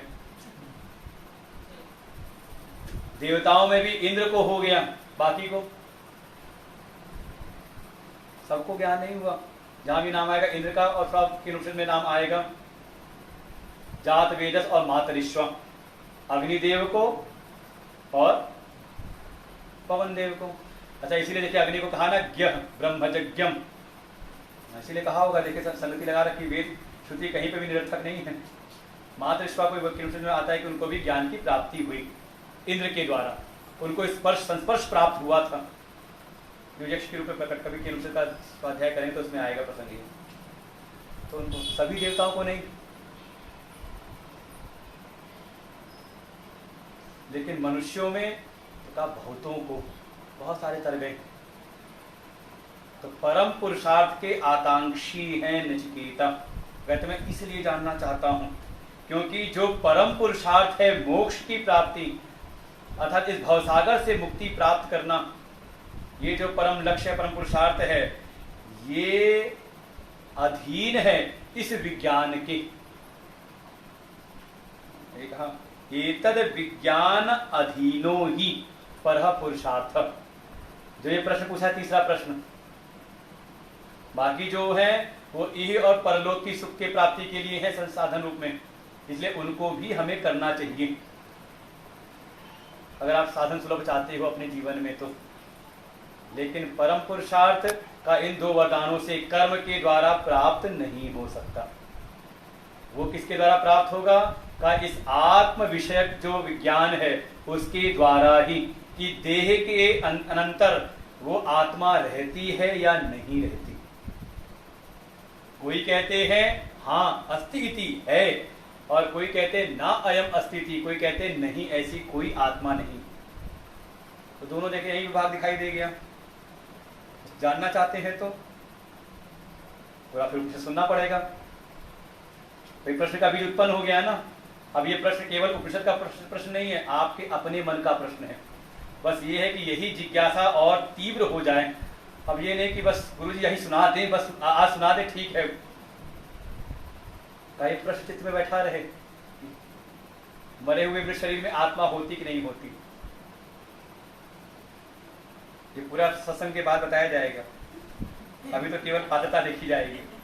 भगवान भास्कर कह रहे किम अयम एकांतो निश्चय साधनात् आत्मज्ञानार्हो न वेत्ये तत्परीक्षणार्थम आह। इतनी आसानी से ज्ञान नहीं मिलेगा। इस ज्ञान की प्राप्ति के लिए सामने वाला पात्र है कि नहीं पात्र है। अब यम देवता नचिकेता की परीक्षा लेते हैं, क्योंकि परम पुरुषार्थ निश्रेयस की प्राप्ति करना चाहता है। तो देख तो लें कि निश्रेयस की प्राप्ति के लिए जो साधन होने चाहिए जीवन में वो है कि नहीं, वो अधिकारी है कि नहीं सामने वाला। तो अब बताना प्रारंभ किया। अभी परीक्षा हो रही, परीक्षण होगा, अभी ज्ञान नहीं दिया जाएगा। कैसी परीक्षा हो रही है? अब अपने मन को देखना कि आप ये परीक्षा दे सकते हो कि नहीं दे सकते हो। परीक्षा भी दो तरह से दिया जाता है। पहले तो भय दिखाया जाता है, पहले भय दिखाएं, देखा नहीं डरा तो का फिर लोभ, तो दोनों ही दिखाए जाएंगे यहाँ पर। ये कहीं ऐसा तो नहीं कि मनुष्य के जीवन में अभी मनुष्यता उत्पन्न नहीं, अभी पशुत्व ही बैठा हुआ हो। जैसा हमने एक दिन पूर्व में विचार किया था, मनुष्यत्व में और पशुत्व में यही अंतर है। लोभ और मोह के आधार पर, भय और लोभ के आधार पर प्रवृत्ति निवृत्ति। यहाँ कहा गया, पूर्व वाले सत्संग चल रहा था गीता जी वाले में, हाँ भय का प्रसंग था ना, भय से निवृत्ति। पशु में देखें, उनमें दो कारण से प्रवृत्ति होती है। आप चारा लेकर के दिखाओ तो पशु पीछे पीछे आ जाता है आपके। आप नियम से रोटी डालना शुरू करो गेट पे, गाय अपने टाइम से आ जाएगी। और डंडा दिखा दो तो भय से निवृत्ति। अगर ऐसे ही लोभ और भय से ही हमारे जीवन में प्रवृत्ति निवृत्ति हो रही है तो समझ लें केवल मनुष्य का शरीर ही पाया, अभी मनुष्यत्व की प्राप्ति नहीं हुई है। अब यही परीक्षण हो रहा है यहाँ पर आगे से। 21वां मंत्र है, देवैरत्रापि विचिकित्सितं पुरा, देवैरत्रापि विचिकित्सितं पुरा, नहि सुज्ञेयमनुवेश धर्मः, नहि सुज्ञेयमनुवेश धर्मः, अन्यं वरं नचिकेतो वृणीष्व अन्यं वरं नचिकेतो वृणीष्व मामोपरोऽसि रतिमाश्रिजैनम् मामो परोऽसि रतिमाश्रजैनम् देवैरत्रापि विचिकित्सितं पुरा दैवैरापि विचिकित्सं पुरा न हि सुज्ञेयमनुरेश धर्मः नहि सूर्ये धर्मः अन्यं नचिकेतो वृणीष्व अन्यं वरं नचिकेतो वृणीष्व मामोपरोऽसि रतिमाश्रिजैनम् मामो परोऽसि रतिमाश्रजैनम्। पहले ही भय दिखाया कि अरे नचिकेता ये क्या मांग रहे हो। अरे इस विषय में तो पूर्व में पूरा देव ही अत्रापि, इस विषय में तो पूर्व में देवताओं को भी विचिकित्सितम संदेह ही रहा है, उनको भी निश्चित ज्ञान नहीं हुआ। फिर नहीं सुज्ञेयम अणुरेश धर्म, ये जो धर्म है जिसके विषय तुमने प्रश्न पूछा है, ये सुज्ञेय नहीं, आसानी से जानने योग्य नहीं है, आसानी से जाना नहीं जाता।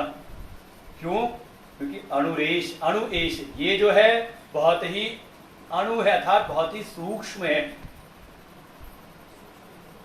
सूक्ष्म हो तो जल्दी जाना नहीं जा सकता। जैसे आज के समय का कोरोना वायरस देखा कभी आपने? शायद उसको खूब बड़ा करके दिखा करके फोटो बना दी उसकी, वो प्रचारित होती रहती है, लोग डिजाइन बना रहे हैं उसके, ये है देखो कोरोना वायरस ऐसा होता है। अभी तो यही नहीं पता कि वायरस है कि बैक्टीरिया है, पता चल गया वायरस तो शुरू में यही चल रहा था कि बैक्टीरिया, क्योंकि दोनों से जो गुण से अलग अलग दिखाई दे रहे, दोनों के गुण उसमें आ रहे थे। कैसा है का जो सूक्ष्म से सूक्ष्म होता है जल्दी हम उसको जान नहीं पाते। बुखार हो गया तो कौन सा है, यही डर होता है पहले कोरोना तो नहीं है, जाके जांच कराओ, जाके फिर जांच करवानी पड़ेगी तब पता चलेगा। ऐसे ही जो धर्म है बहुत ही सूक्ष्म है, बहुत ही रहस्यमयी है, जल्दी समझ में आता नहीं। इसलिए इसका जो इस वरदान का जो फल है ये समझ लो अनिश्चित है, पता नहीं हो, तुम वरदान मांग तो रहे हो, पता नहीं इसका फल निश्चित हो, मिले भी ना मिले तुम्हें। तो आप लोग उपनिषद की विद्या में पता नहीं कुछ हासिल होगा कि नहीं हासिल होगा, तो कहेंगे कुछ सुना तो बहुत, समझ तो कुछ आया ही नहीं, पल्ले तो कुछ पढ़ा नहीं, तो जाओ फिर कोई और उपदेश सुनो। क्यों आ गए उपनिषद में? कितनी सूक्ष्म विद्या है, कुछ पल्ले पड़ेगी नहीं। चलो कहीं कोई चल रहा हो, संगीत वाली कोई भागवत वगत हो रही हो, कुछ दिन वहीं पर आनंद मंगल मनाया जाए, है कि नहीं? चॉइस है होती कि नहीं होती? कहीं उपनिषद की कक्षा हो और कहीं पे बढ़िया भजन संगीत वाली भागवत कथा हो रही हो, कहाँ जाओगे? मन में आएगा वहां जाते हैं, उपनिषद की क्लास में वो गीता उपनिषद सुनाते हैं, कुछ समझ तो आता नहीं, पता नहीं वहां कुछ मिले ना मिले। चलो यहाँ तो कम से कम 3 घंटे आराम से बीतेंगे आनंद में। क्या हुआ?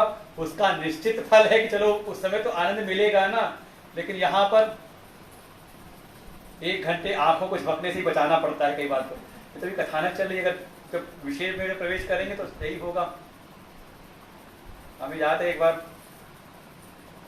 गुरुदेव पढ़ाते हरिद्वार आश्रम पर, ज्यादा ही 40-50 लोग ही थे, और प्रकरण चला था पंचदशी का, और बड़ा कठिन प्रकरण था। वो 1 घंटे की क्लास लोगों को बिताना, और नियम भी आश्रम में, अच्छा यहाँ तो आपकी चॉइस है, आके बैठ लो, मन हो तो उठ के चले जाओ, कोई कुछ बोलने वाला नहीं। हमारे आश्रम में अगर हैं तो मोबाइल बिल्कुल आप बैठ के सुनते रहो। तो कई लोग बताते थे, जो कुछ थे कि वो 1 घंटा ऐसे बैठना पड़ता है कि आंख झपक ना जाए, एक हाथ से यूं बैठे रहते थे कि आंख को पकड़ करके झपक ना जाए, क्योंकि आंख झपकी नहीं कि गुरुजी ने कहा जाओ मुझे करके आओ, नजर पड़ गई। तो ऐसा सूक्ष्म विषय है। तो इसका क्या है? कहा अनिश्चित। वही है, दोनों चॉइस कर ले। मन में आता है ना कि वहां पता नहीं कुछ समझ में आए ना आए, क्या जा रहे हैं करने, होगा नहीं होगा। और यहाँ पे कम से कम ढोल मंजीरा बज रहा है, कीर्तन तो होगा, पुण्य तो मिलेगा ना, है ना निश्चित फल। तो मन में आता है कि कहाँ जाएं, फिर कहाँ जाओगे? तो वही डर दिखा रहे हैं यम देवता कहते अन्यम वरम नचिकेतो वृणीष्व मामा उपरोसी रतिमासी जैनम का इस वरदान को मत मांगो, अन्य वरम कुछ और मांग लो, ये मौका दे रहा हूं, अभी समय है। इस वरदान का कोई निश्चित फल नहीं। देखो पूर्व में देवताओं तक को इसमें कहते संशय रह गया, क्योंकि ये जो विज्ञान है बहुत ही सूक्ष्म है, ये सामान्य मनुष्यों के द्वारा जल्दी जाना नहीं जा सकता। सामान्य मतलब जो प्राकृत जीवन जीते हैं, जिनके जीवन में कोई संयम नहीं, कोई नियम नहीं, विधि विधान नहीं, और उनके द्वारा कहा जल्दी जाना नहीं जा सकता। बड़ी साधना चाहिए इसके लिए। इसलिए मामा पड़ोसी, इसके लिए तू जिद मत कर, ये वरदान तू मेरे लिए छोड़ दे। अच्छा, आपसे ऐसा कहे तो क्या करोगे? तो देखिए, आप फिर दो तरह के लोग हो सकते हैं। हाँ हाँ, कैसे कह लो, यहाँ आराम से मिल रहा है ना सुनने को, इसी में बैठ करके तो सुन लो। तो देखो, समाज में दो तरह के लोग होते हैं। जैसे कोई किसी लक्ष्य को लेके तैयार हुआ और सामने वाले कह दिया, अरे कहाँ चक्करे पड़े हो इसके, कठिन है, बहुत मुश्किल है, किसी का ये कार्य सिद्ध नहीं हुआ। तो सुनकर के दो प्रकार की वृत्ति होती है, दो प्रकार के मनुष्यों में। एक होगा ऐसा, अच्छा कठिन है, किसी को मिला नहीं, कोई सिद्ध नहीं हुआ इस मार्ग में, छोड़ो कोई और देखते हैं, फिर तुरंत रास्ता बदल लेगा। और वहीं पे संभावना हो कोई एक ऐसा भी होता है जो कहता है कठिन है तो अब मैं यही वाला काम करूंगा। कौन से वाले में हो आप लोग? यही वाला बड़ा मुश्किल है। अब लगता है भागवत जी में देखें तो कथा में आता है ध्रुव जी की कथा। जब ध्रुव जी निकले हैं, सुनीति माँ ने कहा नहीं, बिल्कुल भाई सुचि माँ ने बिल्कुल सही बताया है, वही तुम्हें करना चाहिए। हाँ, बात करना मना है। देखो ये चीज है, उपनिषद में आया मोबाइल बजना पहली गलती, दूसरी गलती बात कर लेना। अब यही हो गया ना, सत्संग का तो पता नहीं क्या फल मिले ना मिले, कम से मोबाइल में कोई बात आ, कोई कॉल करा तो निश्चित फल होगा ना, कुछ हो गया ना। यही दिखाई दे गया पात्रता अपने भीतर अगर महत्व है तो। वर्णन आता है किसी समय विदेहराज जनक बैठे अष्टावक्र के पास में, उनकी लीला ही थी। वो चेलों के मन में आ गया, जो शिष्य लोग बैठे थे उनके मन में आ गया, ये लगता है कुछ ये जो गुरु जी है ना हमारे, ये राजा के प्रति कुछ इनका कुछ ऐसा है, कुछ मोह, राजा सेवाएं देता है ना, इसलिए देखो उसका इंतजार करते हैं। हम लोग आके बैठ गए हैं कथा सुनने के लिए, लेकिन किसका इंतजार कर रहे हैं? कहा राजा का इंतजार कर रहे हैं, जनक का। तो उन्होंने एक लीला की उस दिन, याज्ञवल्क्य ऋषि बैठे थे, तो उन्होंने लीला की। एक दिन क्या किया कि जहाँ सब लोग रुके थे, ब्रह्मचारी लोग महल में जहाँ इनके स्थान थे, वहाँ एक दिन क्लास चल रही है, तभी कोई सेवक आया महल का, उसने आके सूचना दी, राजन महल में आग लग गई। अच्छा, अब राजा तो बैठे थे, जनक राजा बैठे थे, अपना उपदेश सुनने का बिल्कुल डावाडोल नहीं हुआ। मतलब मोबाइल फोन पे कॉल आ गई हो कि आग लग गई है, क्या करना है, उनका ध्यान नहीं। वो जो शिष्य लोग थे उनके मन में कुछ हलचल सी हुई, अच्छा महल में आग लग गई, ये तो यहीं बैठे हुए सुन रहे हैं, कोई बात नहीं। धीरे धीरे और दूसरे सूचक लोग आए सूचना देने के लिए, अरे राजन महल में आग और फैल रही है, निवास में जा रही है, बहुत विकराल रूप दे रही है। वो बैठे बैठे, जो राजा के मन में कोई हलचल नहीं हुई, वो पूरा ध्यान उनका लगा हुआ है सत्संग में ही। लेकिन धीरे धीरे जब तीसरा आया सूचना देने, अरे आग तो और विकराल रूप ले चुकी है, वो जहाँ ये ब्रह्मचारी लोग रुके वहां पे भी आग लग रही, गुरु जी का जहाँ निवास है वहां भी आग पहुंच रही है, उनकी कुटिया में भी। अब तो ये जितने शिष्य लोग थे, राजा जनक में तो कोई विचलन नहीं, लेकिन इतने शिष्य लोग थे, उनको लगा चलो जल्दी से अपना दंड कमंडल संभालो तो कुछ वो भी चला जाए। और जाके देखा तो वहां कोई आग नहीं, वो केवल गुरु जी की महिमा थी। ये जो मन में एक दोष आया था उसके निवारण के लिए। तो बिल्कुल ये जो विद्या है ये बड़ी योग्यता चाहती है। एक तो है कि डर दिखाया गया तो पलायन कर गए, कौन से कहा ये प्राकृत हो गए, बिल्कुल सामान्य तरह वाले। और कोई है अगर कोई ऐसा दिखाया तो कहा नहीं, अगर कठिन है दुर्लभ है तो मुझको यही प्राप्त करना है, वैसे महात्मा लोग होते हैं, उनको जैसा कहा जाए वैसे ही मान लेते हैं। कोई एक महात्मा जी कहीं सफ़र कर रहे थे, कहीं गए किसी भगत के यहाँ पर, तो भगत के यहाँ जो भी सेवा करते करते माता जी थी, उनने कहा गुरु जी आपका ही बढ़िया है, कोई घर गृहस्थी का कोई झंझट नहीं है आपको, बढ़िया अपना एकांत पड़े हो, ना किसी घर की चिंता ना बच्चों की चिंता, बड़ा आपका आसान है। माता ने कहा अरे माई आसान है इसलिए तो ये पकड़ लिया मैंने, कौन जाए कठिन वाले में, इसे तो पकड़ा है आसान वाला मार्ग। अगर भगवान की प्राप्ति करनी तो कठिन वाले रास्ते से क्यों जाओ, आसान वाले में चले जाओ। वही महात्मा जी कहीं गए, कहीं भ्रमण करते हुए किसी और के यहाँ पहुंचे, कुछ उपदेश कर रहे थे, तो वहां जो भगत था उसने कहा महाराज जी आपका ये जो मार्ग आप कहते हो लेकिन बड़ा कठिन है, कहत कठिन सुनत कठिन समुझत कठिन करत कठिन विवेक, ये बड़ा कठिन है हमारे पास।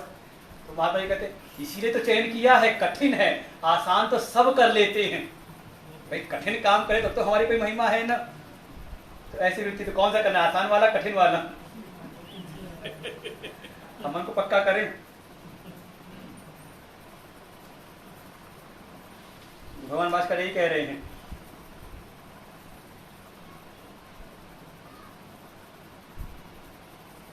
इस जो है श्रुतम अपि प्राकृतै जनै यतो अणु सूक्ष्म एष आत्माख्यो धर्मो अतो अन्यम असंदिग्धम फलम वरम नचिकेतुम। क्यों कह रहे किसको मत मांगो, देखो पूर्व में देवताओं को नहीं हुआ,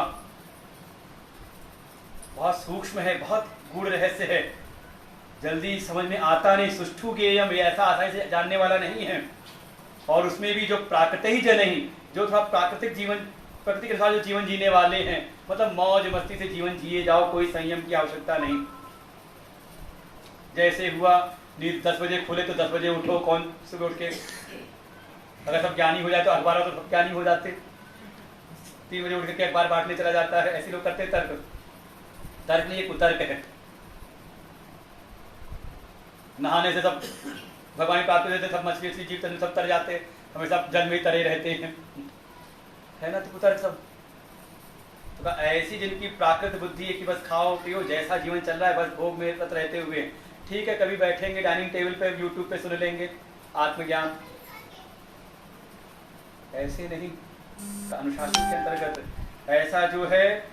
फिर आत्माख्यो धर्मो अतो अन्यम असंदिग्धम फलम वरम, हे नचिकेता इस विद्या का, इस वरदान का जो फल है वो कैसा है, कोई निश्चित फल नहीं है।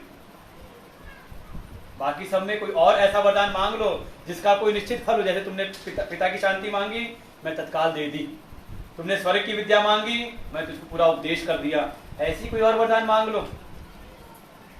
जब सुना कि मेरे छोड़ दो कि बड़ा कठिन है, नचिकेता बिल्कुल और पक्के हो जाते हैं। ऐसी लगता है ध्रुव जी की है, जब निकले हैं पिता के वहां से रुष्ट होकर के, माँ ने श्रुति माँ ने कहा कि नहीं जाके सही कहा है, अगर कुछ पाना है तो तब सा आराध्य पुरुषम, जाके परम पुरुष की आराधना करो।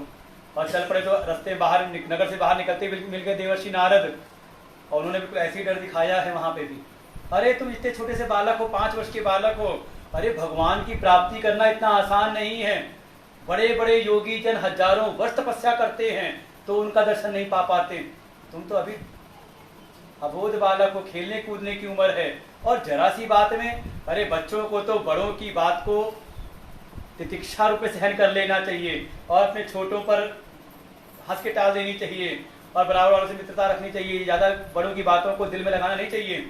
चलो मैं ले चलता हूँ, तुम्हें बैठाता हूँ राजा की गोद में, अगर इतनी सी बात है तो। उन्होंने कहा नहीं, मैं बिल्कुल पक्का हूँ अपनी बात का, क्षत्रिय स्वभाव, ऐसी बोला है वहां पे, मेरा घोर क्षत्रिय स्वभाव है, एक बार जो ठान लिया सो ठान लिया। ये आपकी ज्ञानवान की बातें मेरी समझ में नहीं आती, आप तो मुझको भगवत प्राप्ति का उपाय बताइए। और जब देखा उनकी एक अटल भाव देखा तो उनको फिर उपदेश किया, मंत्र दीक्षा दी, और 5 महीने 6 महीने की साधना पा लेते हैं। तो यहाँ पे नचिकेता भी 22वां मंत्र है। अरे टाइम पूरा हो गया, कल पढ़ेंगे, चलिए पाठ कर लेते हैं भाई, कल सुनेंगे, कल प्रातः काल सुनेंगे कौन कौन से लोग दिए गए। अब भय वाला हो गया, भय पार कर जाते हैं, पक्का कीजिए। देवैरत्रापि विचिकित्सं किल देवैरत्रापि विचिकित्सं किल त्वं च मृत्योर्यन्न सुज्ञेयमात्थ त्वं च मृत्योर्यन्न सुज्ञेयमात्थ वक्ता चास्तादिगण्यो न लभ्यो वक्ता चास्य तत्रगण्यो न लभ्यो नान्यो वरस्तुल्य एतस्य कश्चित् नान्यो वरस्तुल्य एतस्य कश्चित् न अन्यः वरः तुल्य एतस्य कश्चित् एतस्य वरः तुल्य न अन्यः कश्चित् कि इस वरदान के अतिरिक्त मैं कोई और वरदान नहीं चाहता। और जो आप कह रहे हो ना कि देवताओं को भी नहीं संदेह रहा इसके प्रति, निश्चित ऐसा रहा, आपने कहा है कि देवताओं को भी इस विषय में संदेह रहा। और जो आप कह रहे हो न सुज्ञेयम अर्थम कि ये जानने में भी सुज्ञेय नहीं, सुगम नहीं है इसको जानना भी, तो मुझे लगता है कि अगर इतना दुर्गम है, इसको दुर्विज्ञेय है, तो संसार में कोई और जानता भी नहीं होगा। और आप ऐसा कह रहे हो कि ये अणु है, सूक्ष्म है, सुज्ञेय नहीं है, दुर्ज्ञेय है, इसका मतलब आप जानते हो। देखिए ये विवेक है, इसका मतलब कि आप जानते हो और ये इतना दुर्विज्ञेय है, तो संसार में जल्दी मुझे कोई इसका ज्ञाता मिलेगा नहीं। अब तो मेरा ये सौभाग्य कि मुझे आप मिल गए हो, जल्दी शायद मुझे अब दुनिया में कोई इसको बताने वाला मिले ना। इसलिए वक्ता चा अस्य, आप जैसा अवक्ता मुझे दुनिया में कोई मिलने वाला नहीं, मुझको पक्का अब यही वरदान चाहिए। मुझे वही जानना है कि शरीर देहांतर के बाद देह अतिरिक्त कोई रहता है या नहीं रहता है। मुझे आप इसी का उपदेश करिए। और उसके बाद फिर प्रलोभन देना प्रारंभ किया है। आप लोग को देना शुरू कर दें तो शायद आधे का सभी निकल जाओ। जानना, सुबह आना पड़ेगा क्या क्या प्रलोभन मिले। आज यहीं पर विश्राम लेते हैं। ओम पूर्णमदः पूर्णमिदं पूर्णात् पूर्णमुदच्यते पूर्णस्य पूर्णमादाय पूर्णमेवावशिष्यते। ओम शांति शांति शांति। हरि ओम। श्री गुरुभ्यो नमः। हरि ओम। अब कहना सुज्ञेय नहीं है, केवल शाम को अपने समय के अनुकूल आएंगे तो नहीं मिलेगा। जब आचार्य के अनुकूल, आचार्य जब उपदेश कर रहे हो तब, मतलब ये समझ में आना चाहिए कि कितना दुर्लभ ये ज्ञान है। नचिकेता को जाना पड़ता है मृत्यु के पास में, कि जीवन भी अगर त्याग करके जीवन की कीमत पे भी अगर ये ज्ञान मिले तो भी इसको प्राप्त करना चाहिए। क्योंकि बहुत भगवान के कहते बड़ी हेतु कृपा भगवान की कि सुनने को प्राप्त हो रहा है उपनिषद। ये तो सुनने को भी नहीं मिलता। हम लोगों ने घर परिवार छोड़ा तो गुरु जी से सुनने को मिला, और यहाँ बढ़िया वातानुकूलित बैठ के अपने घर मोहल्ले में इस सोसाइटी में बैठ के सुन रहे हैं तो अपनी पीठ ठोक सकते हैं। हाँ, इसीलिए इनको यहाँ बसाया। ये तो जहाँ रहते थे वहाँ कराते थे जयदेवी नगर में। हाँ, सब आप लोग के पर कृपा है लक्ष्मी विहार वालों के। ओम पूर्णमदः पूर्णमिदं पूर्णात् पूर्णमुदच्यते पूर्णस्य पूर्णमादाय पूर्णमेवावशिष्यते। ओम शांति शांति शांति। हरि ओम। श्री गुरुभ्यो नमः। हरि ओम। आरती कर ले। ओम चंद्रमा मनसो जातः चक्षु सूर्यो अजायत श्रोत्राद्वायुष प्राणश मुखादाग्निर्जायत न तत्र सूर्यो भाति न चन्द्रतारकं नेमा विदतो भान्ति कुतोऽयमग्नि तमेव भान्तम् अनुभाति सर्वं तस्य भासा सर्वमिदं विभाति। कर्पूरगौरं करुणावतारं संसारसारं भुजगेन्द्रहारं सदा वसन्तं हृदयारविन्दे भवं भवानी सहितं नमामि। त्वमेव माता च पिता त्वमेव बन्धुश्च सखा त्वमेव विद्या द्रविणं त्वमेव सर्वं मम देव। कायेन वाचा मनसेन्द्रियैर्वा बुद्ध्यात्मना वा प्रकृतेर्स्वभावात् करोमि यद्य सकलं परस्मै नारायणाय समर्पयामि, नारायणायेति समर्पयामि। बोले सच्चिदानंद भगवान की जय, वृंदावन बिहारी लाल की जय, उमापति महादेव की जय, जगत जननी दुर्गे मैया की जय। सत्य सनातन धर्म की जय, धर्म की अधर्म का प्राणियों में विश्व का कल्याण, गौ माता की, गंगे मैया की। ओम नमः पार्वती पतये, हर हर महादेव।